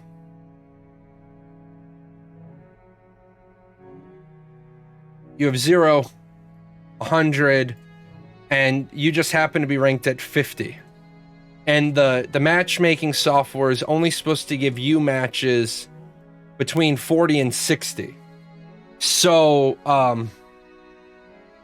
you try to get a match, you don't get anybody. It kicks you back out of queue. So it throws you out. And then you try and again, there's nobody between 40 and 60, so it throws you back out of queue. And then it should just keep doing that. I don't like it when it gradually will increase the range to try to find you a match, right? I don't think that this is the solution if you're going to have ranked arena, because now this person came in and this person is a 30 rank facing a 50. Not level, not skill, not gear, just ranked. I think the problem here is if you were going to do this, when it goes down, say you get 10 points for a win, right? You gain 10 for a win, you lose 10 on a loss. I think if you get a 50 who it opens up to a 35, then you should only get 5 points if you win, but they should get 15 points if they beat you, and then you should lose 15 if they beat you, and they should only lose 5 if they lose to you because you came down to them. In fact, I would even argue that the lower person should lose 0 on a loss, right? And then the same way, going the other direction, if you catch people that are higher than you, then you would lose 0 if you lose, but you could still gain 15 or 20 if you beat somebody higher ranked than you. Personally, I just think it works better if there's nobody in your exact ranking, kick you back out and let you queue again. I get in a lot of arena-based games, people get frustrated, but Ashes of Creation isn't an arena-based game. Arena is there as one aspect of the game. And I guess part of it is because you have to travel to a military node to go into the arena. The problem is that with a lot of matches, MMR points will accumulate at the top, stretch the field out, so it will become harder to find someone with similar points. No. That's why you just saw... I have a cap of 100. Once you're the elite, creme de la creme at the top, you hit 100, you will only be matched with people 90 to 100. If you lose, you'll fall out of 90. If you win, then you get closer to 100 or you stay at 100. Stretching it out and giving people it shouldn't be an infinite pool of skill. But that was like with Dota had, and that was a cluster. Well, yeah, the thing is that if you set a hard cap for how high the points can go, the other thing is you simply, when the person gets to 100, you do the color. You went from bronze to silver, silver to gold, gold to platinum. Once you rank up, you can either set it so you can never rank back down, or you set it if you lose 3 times on your rank up, you kick back down to 75 in the previous league. There's a lot of ways to do it to keep it fair. I don't think Intrepid needs to go that far into it, considering arena play for them isn't supposed to be the pinnacle of gaming. It's supposed to be a part of it, not the overall biggest piece of it. Arenas, Ashes of Creation isn't World of Warcraft. You're not going to be in arenas 15 hours a day. I mean, you personally might, but you have to realize every hour you spend in arenas is an hour you're not getting better gear. Then people might playing at 100, but yeah, if you remove points at the top, you can always add points at the bottom and it becomes somewhat stable. Yeah, might stop playing at 100. But the thing is, there's lots, depending on what you want the arena system to, 1, look like, and 2, accomplish, you can simply say you have a 1 point fall off every day. So if you want to be at the very top, or it becomes at 100, you have a secondary ranking. Later, Zetrix, at 100, you get a secondary ranking, and at 100, it becomes your win-loss ratio. So if you get to 100 and you're, whatever we say, 10 points, you win 10 matches, lose 0, you get to 100, 10-0. Well, you've got a perfect win rate. The only people who'll trump you is somebody with 11-0, 12-0, 13-0. So, again, there's lots of ways to do the arena when you're not trying to make the arena core compelling gameplay. When you're trying to make the arena core compelling gameplay, then what you're really trying to do is you're really trying to cater to your arena players. And, you know, part of that is when you're catering to your arena players, what do they want? They want gear, they want goodies, they want this and they want that. They want stuff out of arenas. Very few people are going to do arenas just for the sake of doing arenas and not get anything out of it. So,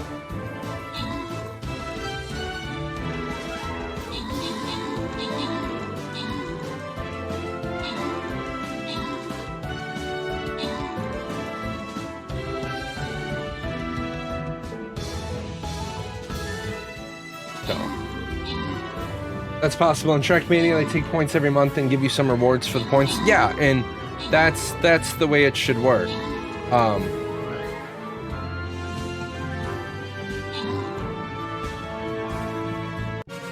You know, there are some people in the Ashes of Creation community that when I see them talking,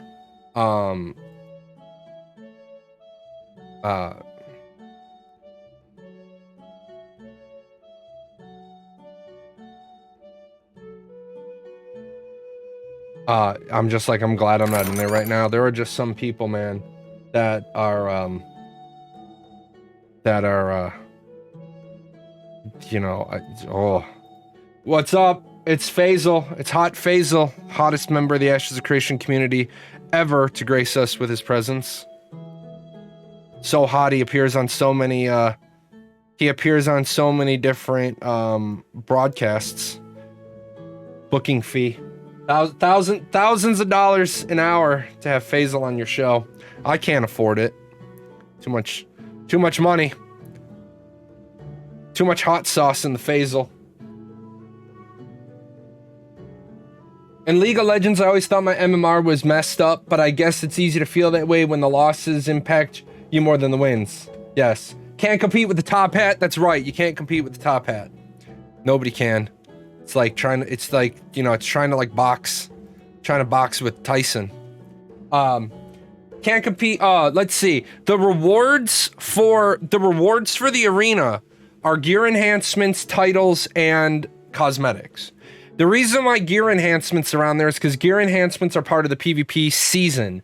You can get PvP season rewards through caravans, your brigand or defender rank, sieges, wars, enemy of the estate. I don't know if that's in the PvP season, your bounty hunter results, and your arenas. So remember, when you launch a caravan and you successfully escort it from a certain point to the destination, there is a horizontal progression called Caravan Defender. So remember, Ashes of Creation is a PvP-centric game. I say PvP-centric because anything you do is either you against the environment or you against other players.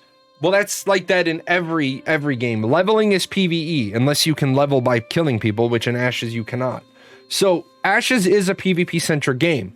The economy does run on Duncan. I mean, the economy runs on PvP. If you don't have people that are actively losing caravan parts, losing ship parts, upgrading caravan parts, needing requirements to repair their gear, needing things for siege engines, siege walls, siege gates, siege ladders, consumables for sieges and wars, consumables for dungeons and raids definitely do count. But if your server stagnates, and there's not a lot of sieges, and there's not a lot of wars, your server's gonna suck, because a lot of that need is based on you fighting the other guy. If nobody is destroying caravans, then somebody who took the time to spec into the area of carpentry, blacksmithing, armor smithing, whatever it is to build caravan parts, those people are gonna say, well, this sucks because nobody's destroying caravans. So if I'm a merchant and I live in this area, I might go a little bit further out from this area and say, who can I get to start blowing up caravans that won't make the mayors of these 3 nodes mad?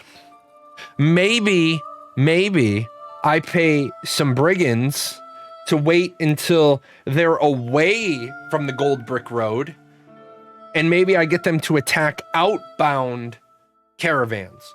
Maybe I get them to attack caravans inbound to one of these 3 nodes, as long as I tell them, hey, Paradox, the Apprentices, and the Nightmares, and the Plague Doctors, the 4 guilds, the Stuffies, and everything behind me, those guilds are off limits. But I hire a mercenary company, I say, avoid these 4 guilds. If the caravan has a guild tag of these 4 guilds, let it be, let it come in. But everybody else trying to come in or out of here, I want you to blow up their caravans. Part of my deal is you get to keep all the loot, but I get all the caravan parts. Any caravan parts you scoop, I get. And so now, people are like, man, I need to get caravan parts. Well, here I am as a merchant, listing caravan parts for sale. We don't know what has to be replaced on ships yet. Maybe the modules need to be replaced. Maybe the ship needs repairs when your ship blows up. I wouldn't be against that. Your ship gets blown up, it needs a little lumber, needs a little cloth, needs a little iron to put it back together. In Arcage, all you needed to have was a handful of sand, which then created a secondary market of sand. I remember sand was only commonly available in the marketplace. And a whale in our guild literally bought $1,500 worth of sand and handed it to me. He's like, I am tired of us not having boats at Luska's, at Abyssal. Yeah, the time turning sand. It was magical sand that returned your ship or your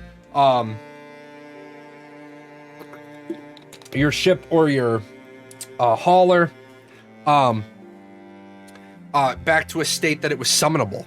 So, I thought literal sand? No, time-turning sand. Time-turning sand. Good question, or good clarification, though.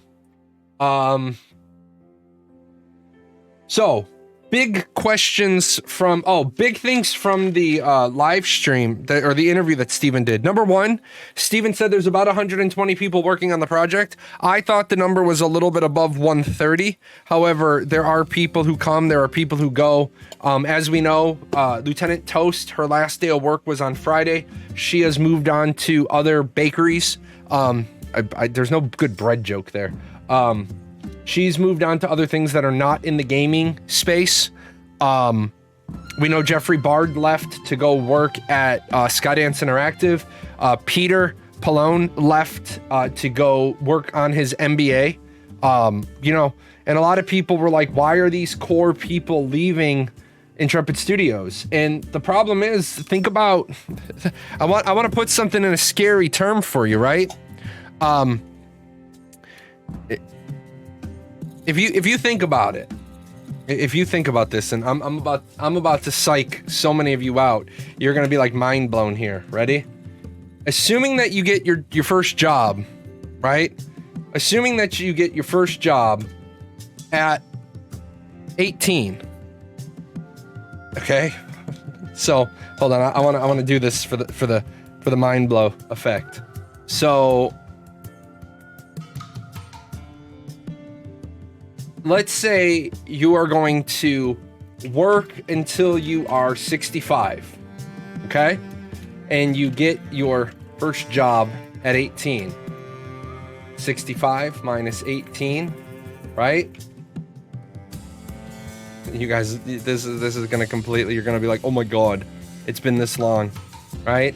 65 minus 18, this is 47 years, right? It's 47 years in the workplace. 55 at latest. Come on, give us some credit. No, 65, man. So you're gonna work until you can collect Social Security, right? Work until you get Social Security. So that's 47 years. Now, Ashes, right? Ashes started development in 2016, and it is 2000, and we're just gonna say through 2021, right? That's 5 years, right? So 5 divided by 47. 10.6% of a lifetime of work has passed. 10.6% of a lifetime of work has passed, and we're still waiting on Ashes of Creation. I know a person, no joke, backed Ashes of Creation when they were a freshman in high school. They're now in college. I know a kid who backed Ashes of Creation when he was a senior in high school, is now a college graduate. I know somebody who backed Ashes of Creation when they were 18, leaving for the military, thinking they would be playing in the dorm, is now made sergeant. 10.6% of an adult's lifetime has passed, and we still don't have Ashes of Creation. So, mind blown. It's gonna be a while. It's gonna be a minute. If Bacon or McP leave, what are the odds of success? Okay. If Bacon leaves, not a big deal. If Bacon leaves, not a big deal. I mean, it's a huge deal. Michael Bacon is an amazing artist. I know Michael Bacon's work in a lot of different projects. Michael Bacon is an awesome human being. He's one of those people that when you have a Michael Bacon on your staff, you have more than just the lead environmental artist. You have somebody with you have somebody with a lot of different eclectic backgrounds where he can talk music. He can talk integration. He can talk about immersion. So Bacon is a huge piece. But I think you could replace Bacon. McP, on the other hand, Ashes has rotated their technical director. Ashes has replaced previous engineering people that they've had. I think there is something to be said about, everybody talks about how important everybody talks about how important it is for them to bring in a lead game designer. The truth of the matter is, somebody yelled at me on my YouTube, you don't understand how the creative process works. I do understand how the creative process works. Steven is the core of the creative process. The lead game designer that they hire is not going to come in and change the creative process on Ashes of Creation. On other projects, sure, maybe. On Ashes of Creation, no. On Ashes of Creation, the lead game designer is going to come in and execute what Steven says to execute. Probably bring some ideas in how you can do it the best. But I don't think, if McP leaves the project, I think that they would be in bad shape, because your engineer is basically I cannot believe I'm gonna dock myself 10 cool points. Kaylee Fry from Firefly. If you ever saw Firefly, you ever saw Serenity. The engineer on that boat was keeping the boat running. That's McP. McP is trying to do, and I don't necessarily like the phrase, but it's been used, so I'm going to repeat it. McP is doing, and McP and Mark Storch, the lead architect, they're doing like bleeding edge stuff. They're trying to do bleeding edge stuff. I don't think you're going to bring somebody in if McP were to leave and that person be like, yeah, I'm going to get down with your goals. Intrepid already has, as you saw earlier today, somebody talked about, yeah, it's great to talk about how we have 1,300 people on the screen. I think that I really do. I was hoping that Intrepid would release a statement about that, about this particular piece that they showed. I was hoping that they would make some sort of statement about this today, but they didn't. I think that this segment on the screen on the right now is going to bite them in the ass in a couple of months from now, unless they get ahead of it today. I think that should be a full stop, pump the brakes. Steven should say, look, we're not doing this anymore on our live streams. I want to know what's going to be talked about on the live streams Monday of the live stream week. And that way Steven can say, no, we're not showing that thing. We're not showing this. I get what Steven said in the MMORPG interview. And Steven was like, basically like he was trying to play it off like lighthearted, but I think he missed the overall. I think he doesn't understand the severity of people's complaint with every month we see mounts. He says, yeah, the art department's off to the races. That's great. How about you stop doing monthly live streams then? Because let's talk about it for a second. A monthly live stream has Steven indisposed for 2 hours, Margaret indisposed for 2 hours plus prep, right? The community manager 2 hours plus post answering all the questions. So I'm going to say every artist that has to send stuff in, I'm just going to give a generic six man hours for the art department to prep pieces. So that right there is 12 man hours minimum. You're talking 12 man hours to do the live stream, and that's minimum. There's probably closer to 20, 25 man hours, all the people who are involved with putting together the live stream. Stop doing it. I mean, as I've said, I don't understand why you're trying to get more people to join your Discord. You still, 3 days later, haven't linked the MMORPG video to your Discord.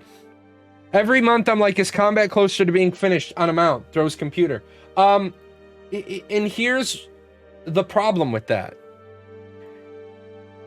You guys have known for over 2 years, I have been begging and pleading with Intrepid to go dark. Begging and pleading with Intrepid to go dark. They don't go dark.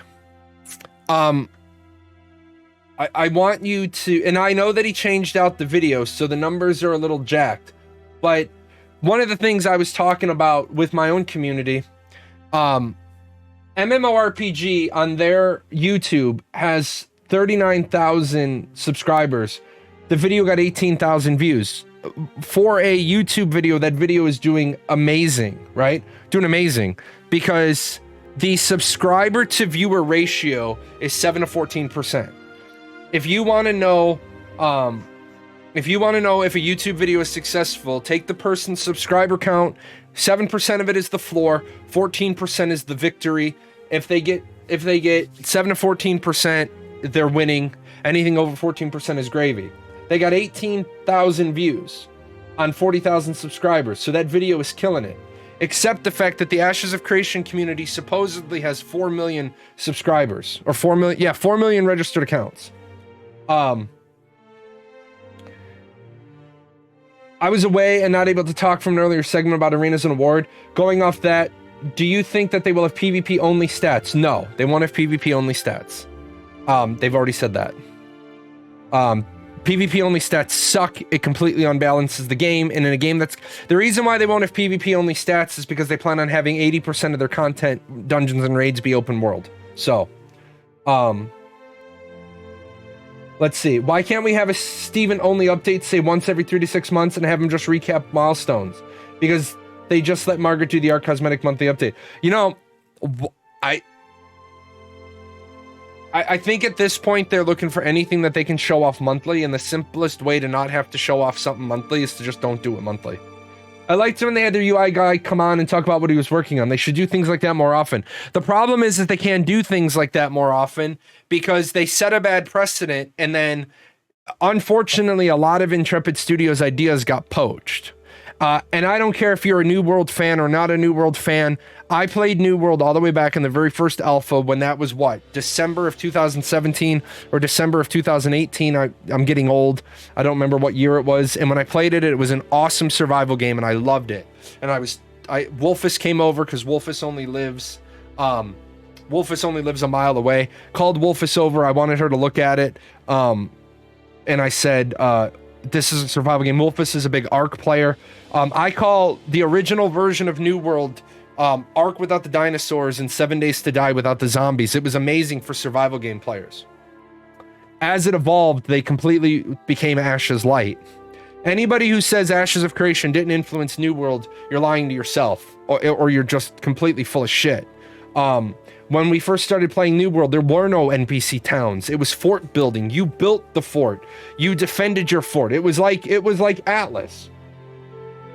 I think that Steven has culpability as the CEO. It's literally his Margaret job to get that shit out there, and we're not looking at weekend out of office hours. I agree with you. Marketing is a 24/7 gig. That's why it's salaried. Marketing is every interface your company has with the public, every single piece of content. I don't hate on Margaret as much as others here, but I will say the quality is better when there are more. Yeah, the best dev streams are 3 or more people. Yes, because Margaret needs to realize that nobody gives a shit about what the person in marketing has to say, because everybody is trained in America to know, right? Everybody in America is trained to know that the marketing person is lying through their teeth. That's their job. Marketing is the ability to say good doggy while the advertising... Well, marketing is the art of diplomacy in saying good doggy until the salesman closes the deal. That's simply what marketing is. And if you're going to try to tell me marketing is anything else than that, I'm going to say...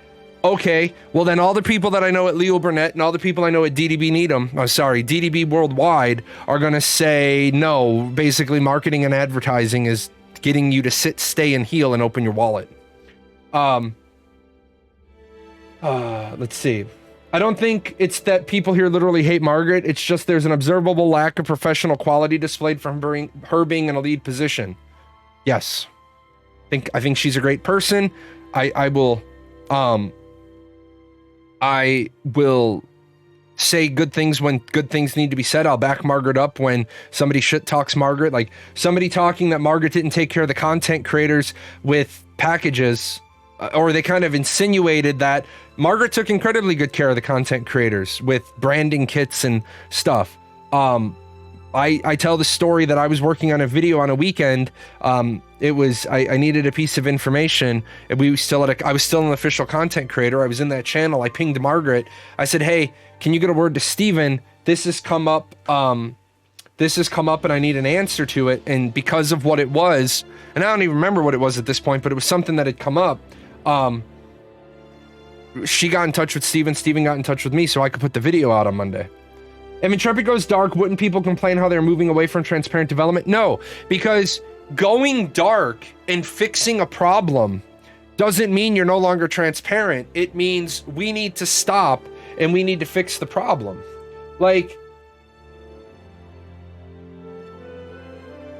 if you've had to revert back to the design loop on your first generation loop of combat, then you need to stop and you need to fix that. You need to get the ship righted before, because All you're showing us now at this point is mounts and art.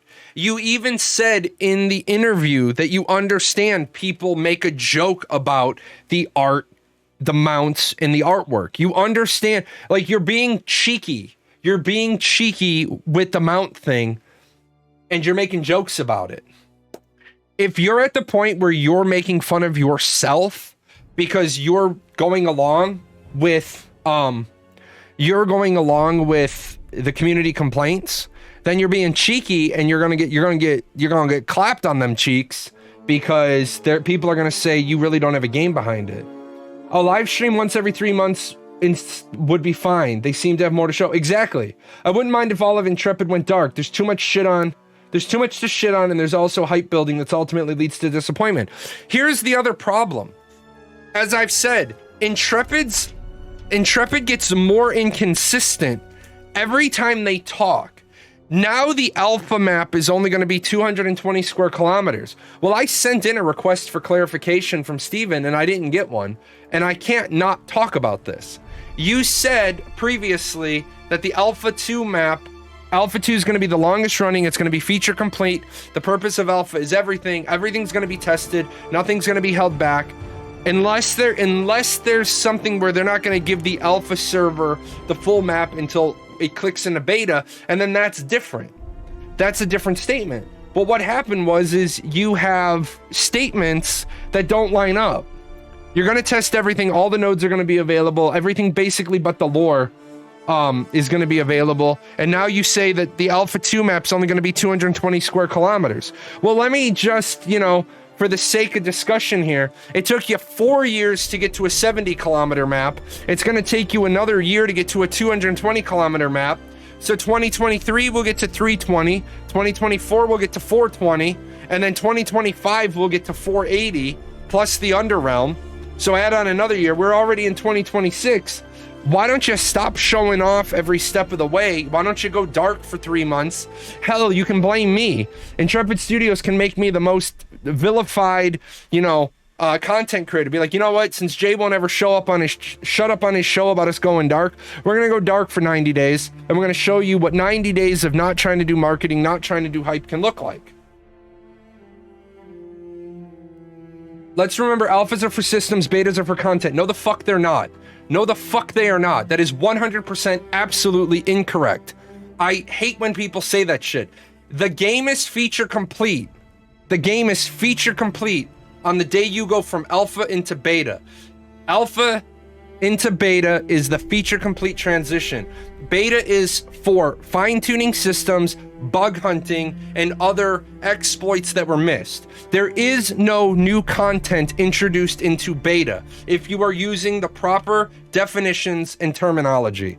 Anybody who says that betas are for content is absolutely 100% ass fucking backwards. I have never seen a piece of course curriculum for game design and development that says, oh yeah, betas are for content. Absolutely not.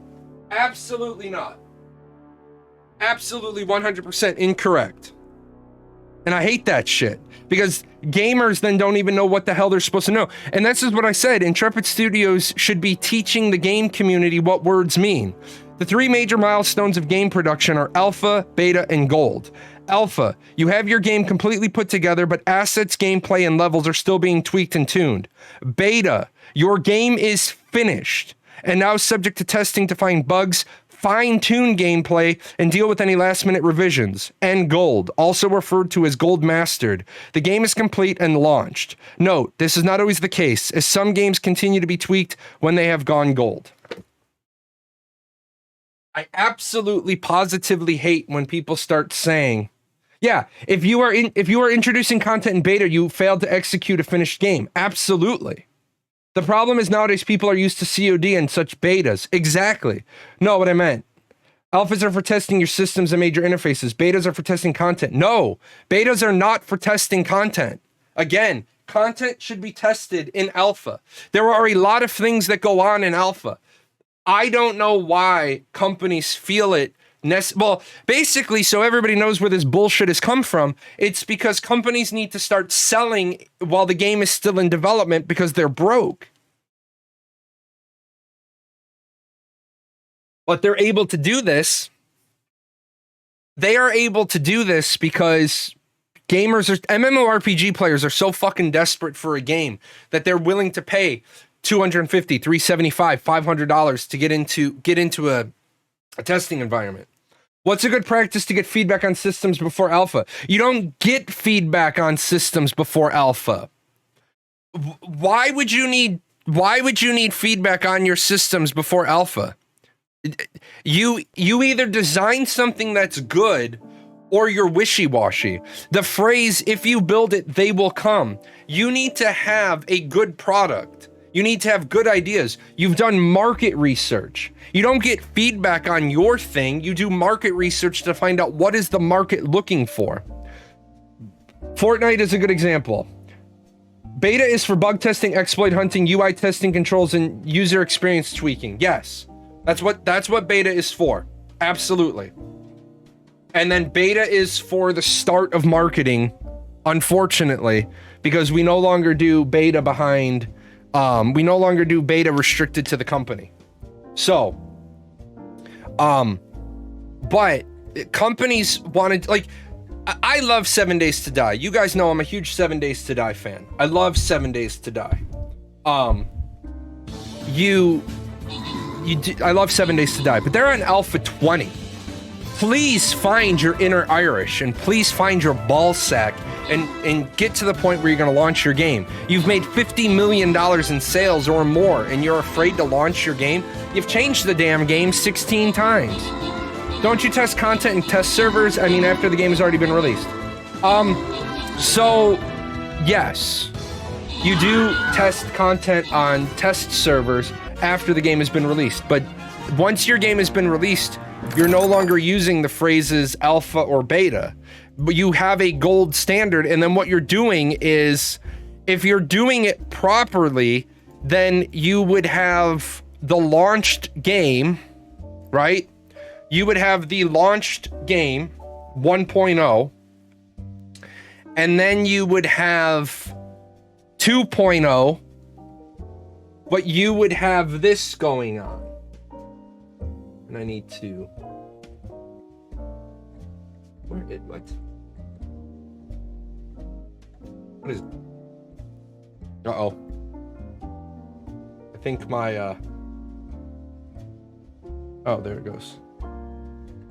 That color. You would start your agile, and you can do agile, you can do waterfall, you can do scrum. Scrum is like a subset of agile. But you would be on 2.0 and then you would start the system over.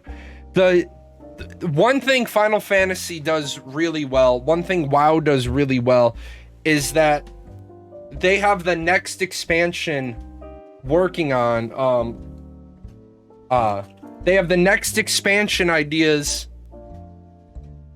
already in progress. They're not like, okay, 1.0 to 2.0, 2.0 is done, let's worry about 3.0.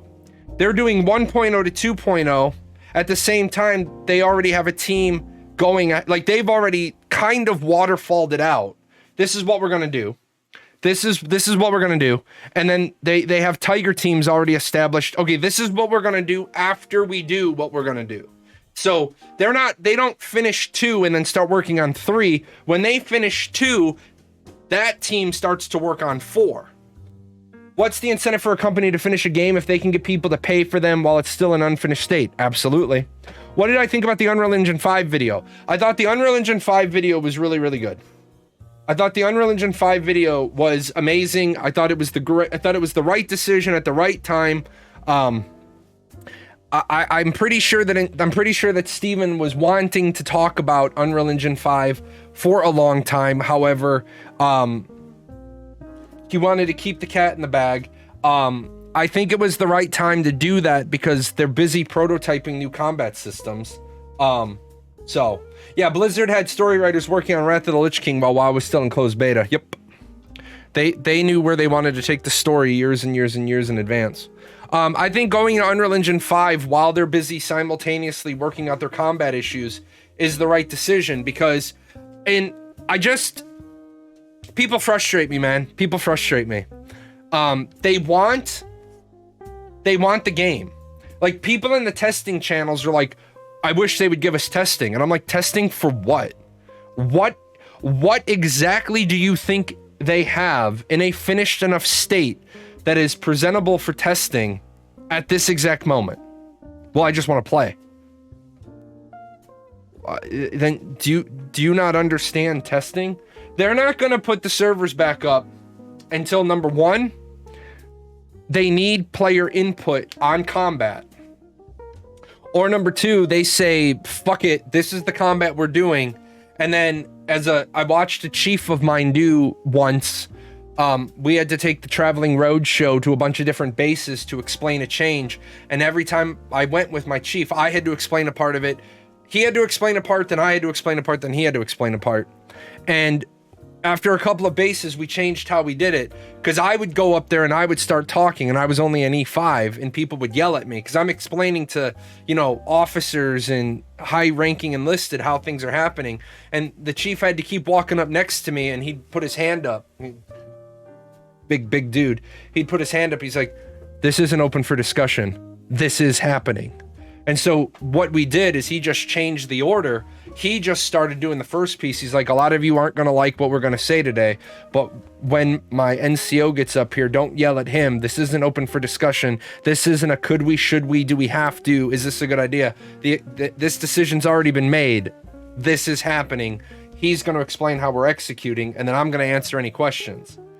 Intrepid needs to just do that with the combat. Steven needs to just come down with the sandal, the holy sandal, and say, this is what we're doing. But this isn't open for discussion. This is what we're doing. And I know some people are going to say, well, what if you lose the action players? Okay, you lose the action players. Am I worried? Am I worried about that one slice of people on the left? The action combat only. I will not play the game if it isn't only action. I will not play the game not tab target.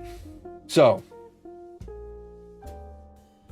they added the ability to climb onto things, so now you think they'll still mind their parkour like the thing in 2018? No. I think the ability to climb on things is what they're gonna say is the limited climbing in certain areas is what's gonna take the place of parkour. In fact, if you want to see more about that, I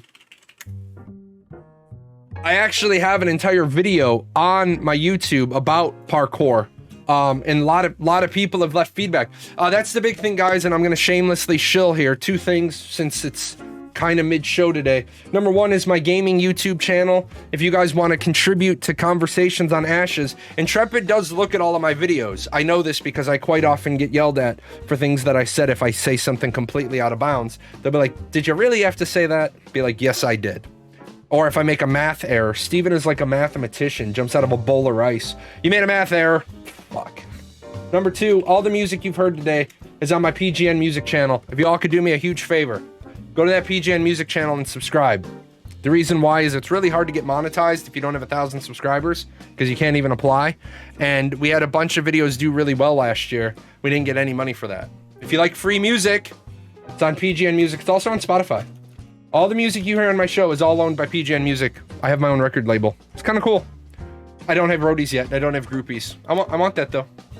I want to be, I want to be able to start sending you guys like, I don't want there to be a discussion in the community about what your graphics card is. I just want to be like, yeah, we make so much money. I give out graphics cards. Here you go. And you get a 3090. No, you don't get a 3090. You're not a content creator. And you get a 3070. And you get a 3070. I'm going to be the Oprah Winfrey. I'm going to be the Oprah Winfrey of graphics cards. DMCA free, yes. Everything you hear on my shows, everything on my Spotify, all DMCA free. All DMCA free. Anyone else hate the beam spell? The prismatic beam? I don't hate it. I think it's okay. You don't want graphics cards, you want bees. Yes, bees. I don't think the prismatic beam is bad. I know some people don't like it, but I mean, what's wrong with it?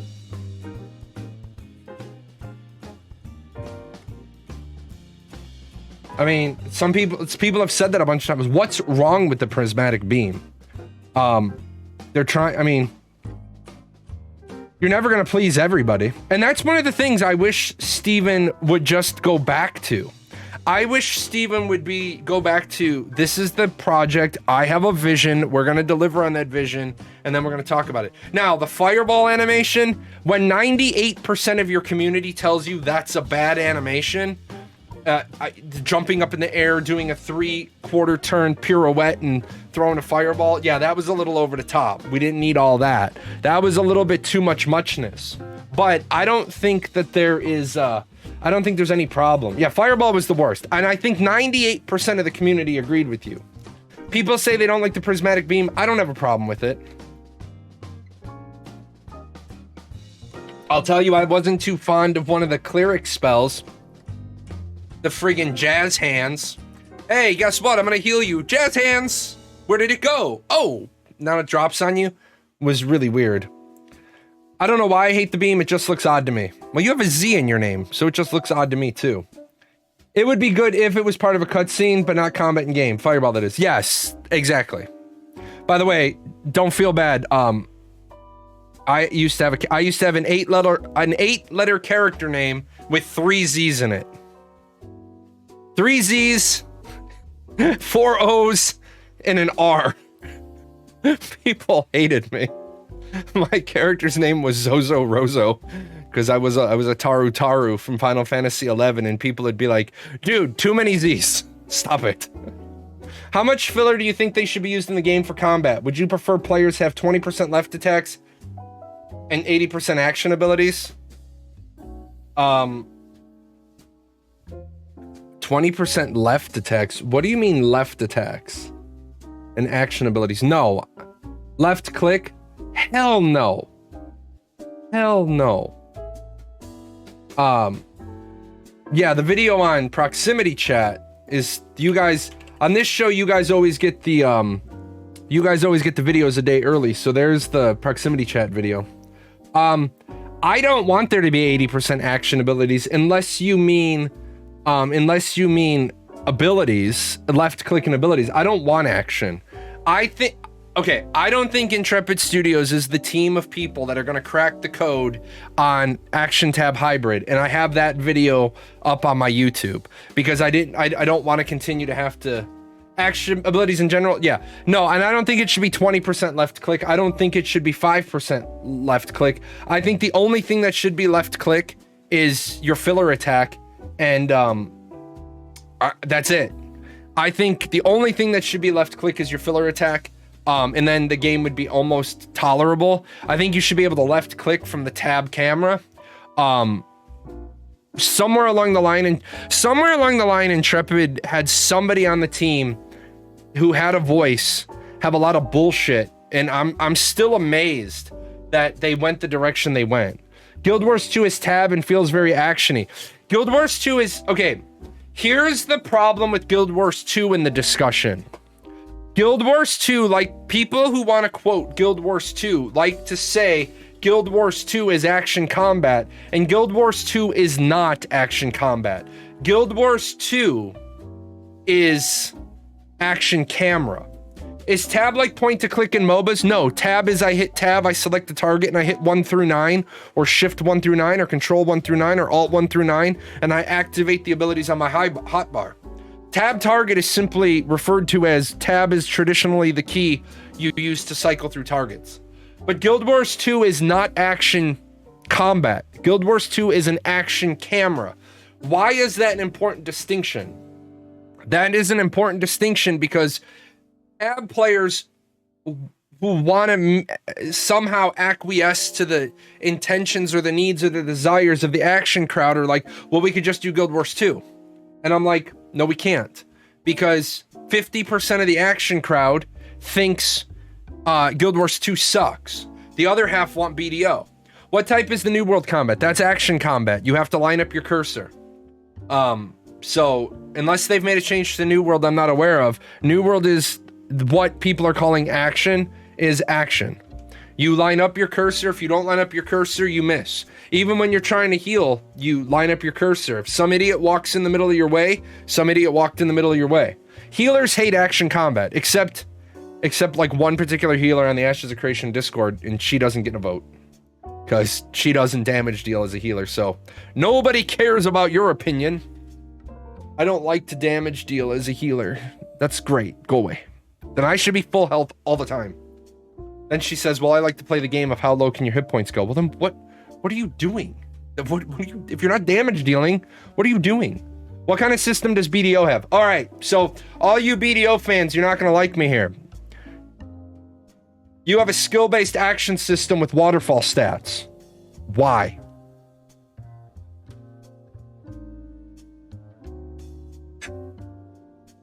So BDO has crosshairs and combos. Except you also have evasion, and because you have evasion, you have accuracy. I don't understand how many BDO players don't understand that you don't actually want that system. People are like, they should just make it half BDO, half tab, and I'm like, why? So you can get schwacked? BDO's aim assist, I love when people talk about skill-based combat and list BDO. Yeah, why not? Because you didn't watch the video on hybrid combat that I did. You didn't watch the fact that I talked about if you want them to take BDO and blend it to tab, you want them to build 4 combat systems, and you can only use one of them at a time. And I'll tell you right now, all the tab players, you're going to get mad when you get beaten time and time again by tab players.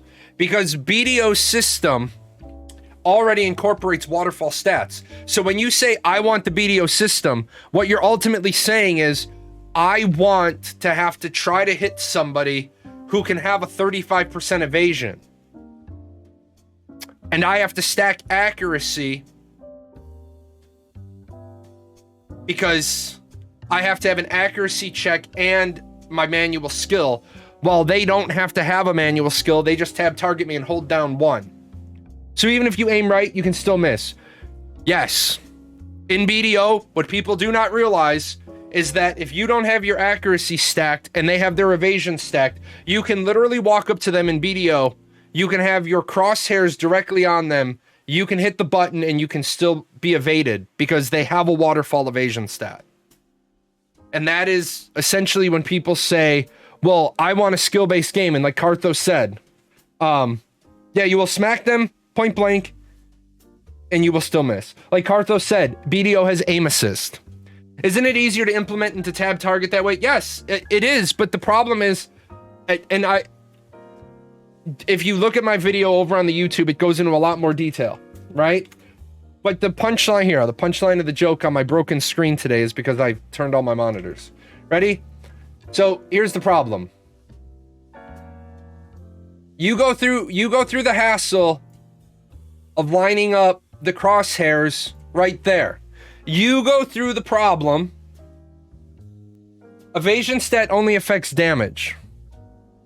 That's not what I've been told. CC still works. We're not talking about CC. Get CC the fuck out of here. We're not even talking about CC. So, and by the way, just so we're clear, if I evade the ability, but I still get hit with the CC, and you think that's a good system, that system sucks. If I win my evasion roll, you didn't fucking hit me, so how can you apply CC to me?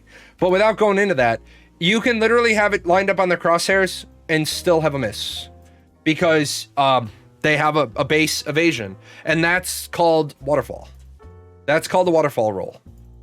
Right? That is, I have an evasion stacked to 35%. And unless you stack accuracy high enough, and I don't think it's a 1-for-1 to counter 35% evasion, you can line your crosshairs up, you can click the button, and you can still miss me. Those are waterfall stats. If people say I want BDO, and I'm like, that's great, so do I. I want the action players to want BDO, so that when Intrepid finally goes through and they build the evasion, and I want to build an evasion tank so I can be like, dodge, dodge, dodge. BDO almost has AoE skills. Yes, but you can still dodge them. You can still evade them. That's the problem. I think that if you want to raise the skill ceiling on tab, right? I think if you want to raise the skill ceiling on tab, then you simply make ground reticles, off-center AoEs, and frontal cones not apply the waterfall evasion skill. Maybe not off-center AoEs, because off-center AoEs are a little, then people would just spin to win. But definitely frontal cones and definitely off-center ground reticles. If you're standing in a meteor and it hits and you're standing in the meteor, then you should take the damage. I don't care if your evasion is 99.9%. I don't care if you are Battletech and you have the auto dodge module installed and you get a roll against every incoming attack. No, you're standing in the round reticle, you got hit. Did they make an announcement on what combat system they are using? No, they haven't made a decision, and that's why I send people over to my YouTube, because a lot of people have commented on what they want, and then I say to them, so you realize what you're asking for. Like the BDO players who don't realize we shouldn't have waterfall stats, and I'm like, but why? You already have them in BDO. And then they're like, well, we shouldn't in BDO, it makes the system suck. And I said, so let me get this straight. You want Intrepid to implement half of a sucky combat system. How about this? How about you just go play BDO and you leave Intrepid alone and don't want action combat in there? Resistance should be effective there, not evasion. I 100% agree with you.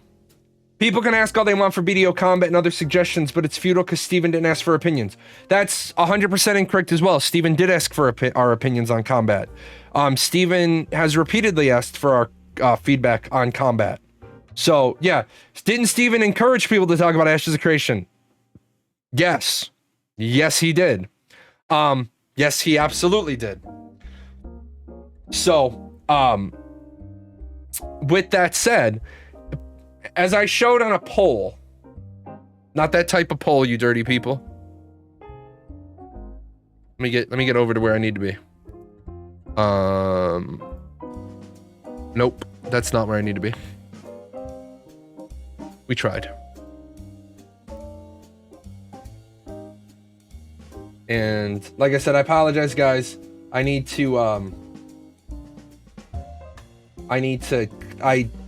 forgot to clean up all of this for the show. I don't want to post anything, but thank you. So number one, I have a thread going on my YouTube over in here in community. If you go to home and you go to community, I have a poll here. If you were a kitchen tool or utensil, what would you be and why? Go ahead and click in there. Should Steven take the role of lead game designer? 31% say yes, 69% say no, but it's funny because when you go into the video, it's actually flip-flopped. Should over-enchanting failures result in item destruction? 58% of people say no. I'm actually really shocked at that number. Nobody wants to risk it. So you know what I say with that? I say just get rid of over-enchanting altogether. If you're not gonna, I don't think that you should be able to enchant your weapon above +4 then. If you're not gonna risk it, you get no biscuit. Fuck it. Make it 100% of the materials made to make the item enchant to +1, 200% for +2, 300% for +3, and 400% for +4. You've basically made 4 other copies of that weapon to take it up to +4, and then you're done. And then, well, I want my +9. I want my E-peen. So what? Wait, you want to be like, whose horse is that when you walk up to the bar, but you don't want to risk it? I can't. I don't even know you gamers. Let's go down to the combat one. Oh, this one actually shocks me too. What is the right size of fight for PvP? 50 versus 50, 100 versus 100, as big as we can make it. Only 4% of people, only 4% of people want 500 versus 500. I think that you want to talk about what the marketing department should be doing with a mailing list with over 4 million people on it. The marketing department should be sending that question out and maybe 2 or 3 follow-up questions in one survey.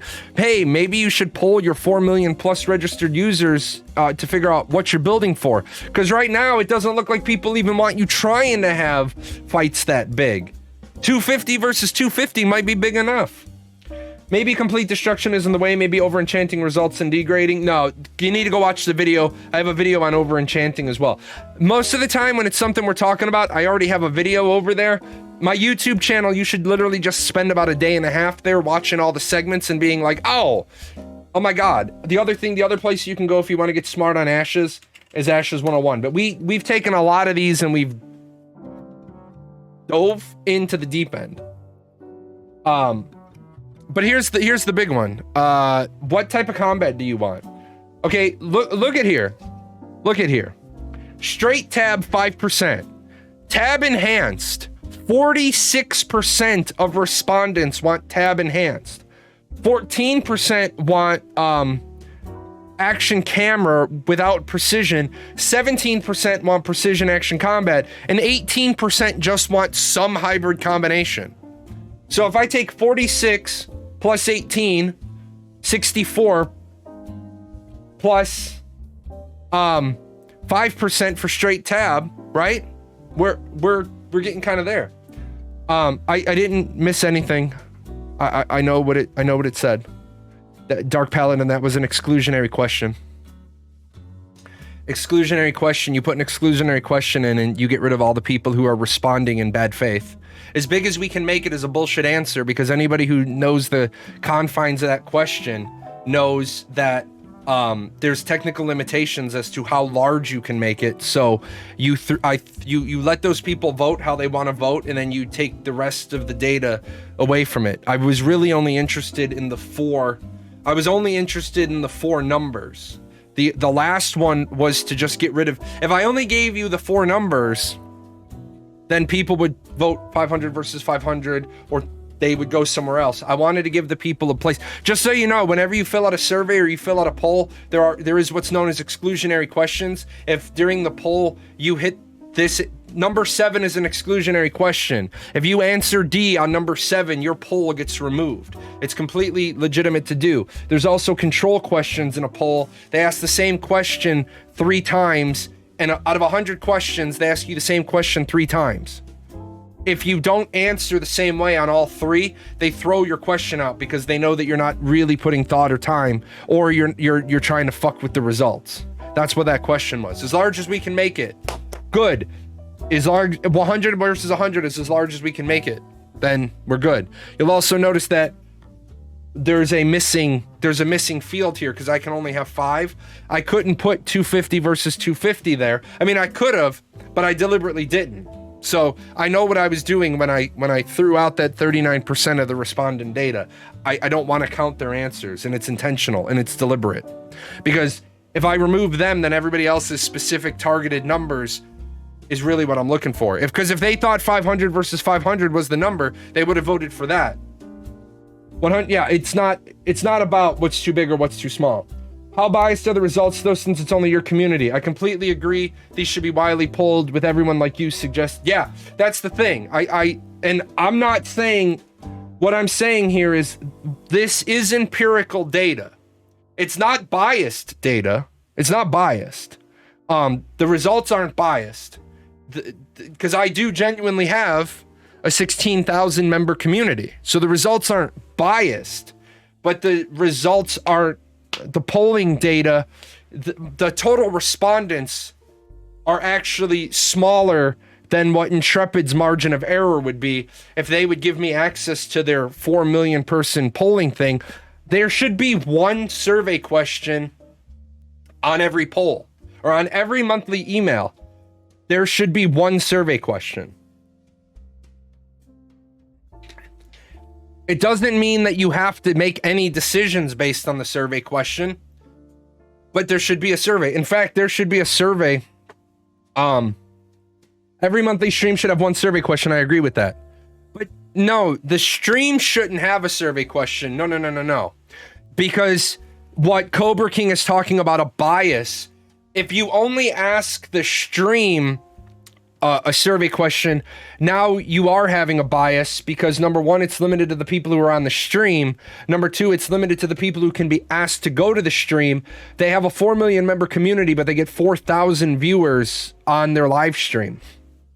The 4,000 people is the margin of error to your total pool. They send out an email to everyone. You might as well have a poll question. Absolutely. Since you're already sending out an email to your whole mailing list, you put the poll there, because then your poll respondents is your whole eligible community.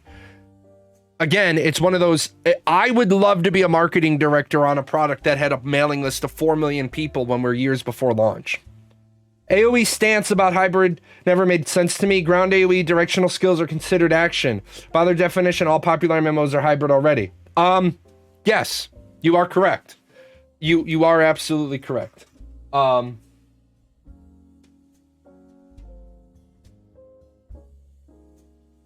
a tab targeted ability is something that you must have a target for. So in order to utilize the skill, you must have a target for the skill. That's I believe, what a tab target definition is. An action-oriented skill is anything that can be utilized through placement of the player, whether that be placement on a reticle, placement on a ground, templated directional placement. Those I consider skill-based action skills. So, yeah, that was fat, Jay. That I don't mind making fun of myself because, you know, that was fat, Jay, though. A tab targeted ability. Look at something that. Wait, do I look at the camera? Oh my god! Oh my god! Look at that chin! Oh! Oh! Oh! Dude. I didn't even notice it was you. Yeah, that's me, man. That's my downstairs office. Oh! Oh! Oof! Oof! Oh! Oh! Oh! So I tell you guys all the time, I don't like the phrase copium. And I know I lose people whenever I do this little segment, and I don't personally care. I would rather have people that just leave. I don't like the phrase copium, so that you guys know, narcotic painkiller addiction is a major kick in the ass. An opioid addiction is a major kick in the ass. I was addicted to narcotic painkillers for 10 years. 5 of that was the military. Yeah, 5 of that was in the military after they botched my arm surgery. I just had a standing prescription at the pharmacy for 30 Percocet. Nobody realized how bad I was getting. I was literally chewing 30 Percocet every 4 days. I was waking up in the middle of the night to take my Percocet to go back to sleep. That's how fucked up my painkiller addiction was. I would literally set an alarm clock. I would set an alarm to wake up in the middle of the night to take more Percocet because I didn't want to live with the pain. And if I just kept filling the, I was literally house, man. It was drugs o'clock. I was afraid of the pain. And I'll tell you, I retired and I no longer had a standing prescription for Percocet, like House had his standing prescription for Vicodin. Because now I was under the care of a civilian doctor, and they're way more strict. So what I had was I was getting pain shots in my spine at the neck and spine center. So every 90 days they would put a needle in my spine to block the pain to my arm. And even though I had no pain, I was still taking my 9 days of painkillers from one doctor, my 9 days of painkillers from another doctor, filling one at one pharmacy, one at one pharmacy, and one at a third pharmacy, because, you know, I'm filling 3 different pain. I wasn't getting the same pain med. I was getting 3 different pain meds from 3 different doctors. And then one day I was like, this gotta stop. Well, when that stopped, I will tell you, I was in some mad bad shape. Mad bad shape. So, that's why I only eat weed brownies for pain. I will say that, of course, for the overall nature of Twitch, I will say never engage in illegal drugs. However, in my state government legalized marijuana. Go Illinois. So Illinois legalized marijuana 2 years ago. So it's completely legal here. And I will say it is a much better painkiller. With that said, I am going to jump out and take a quick break, and then we are going to do something a little bit different. So let me be right back.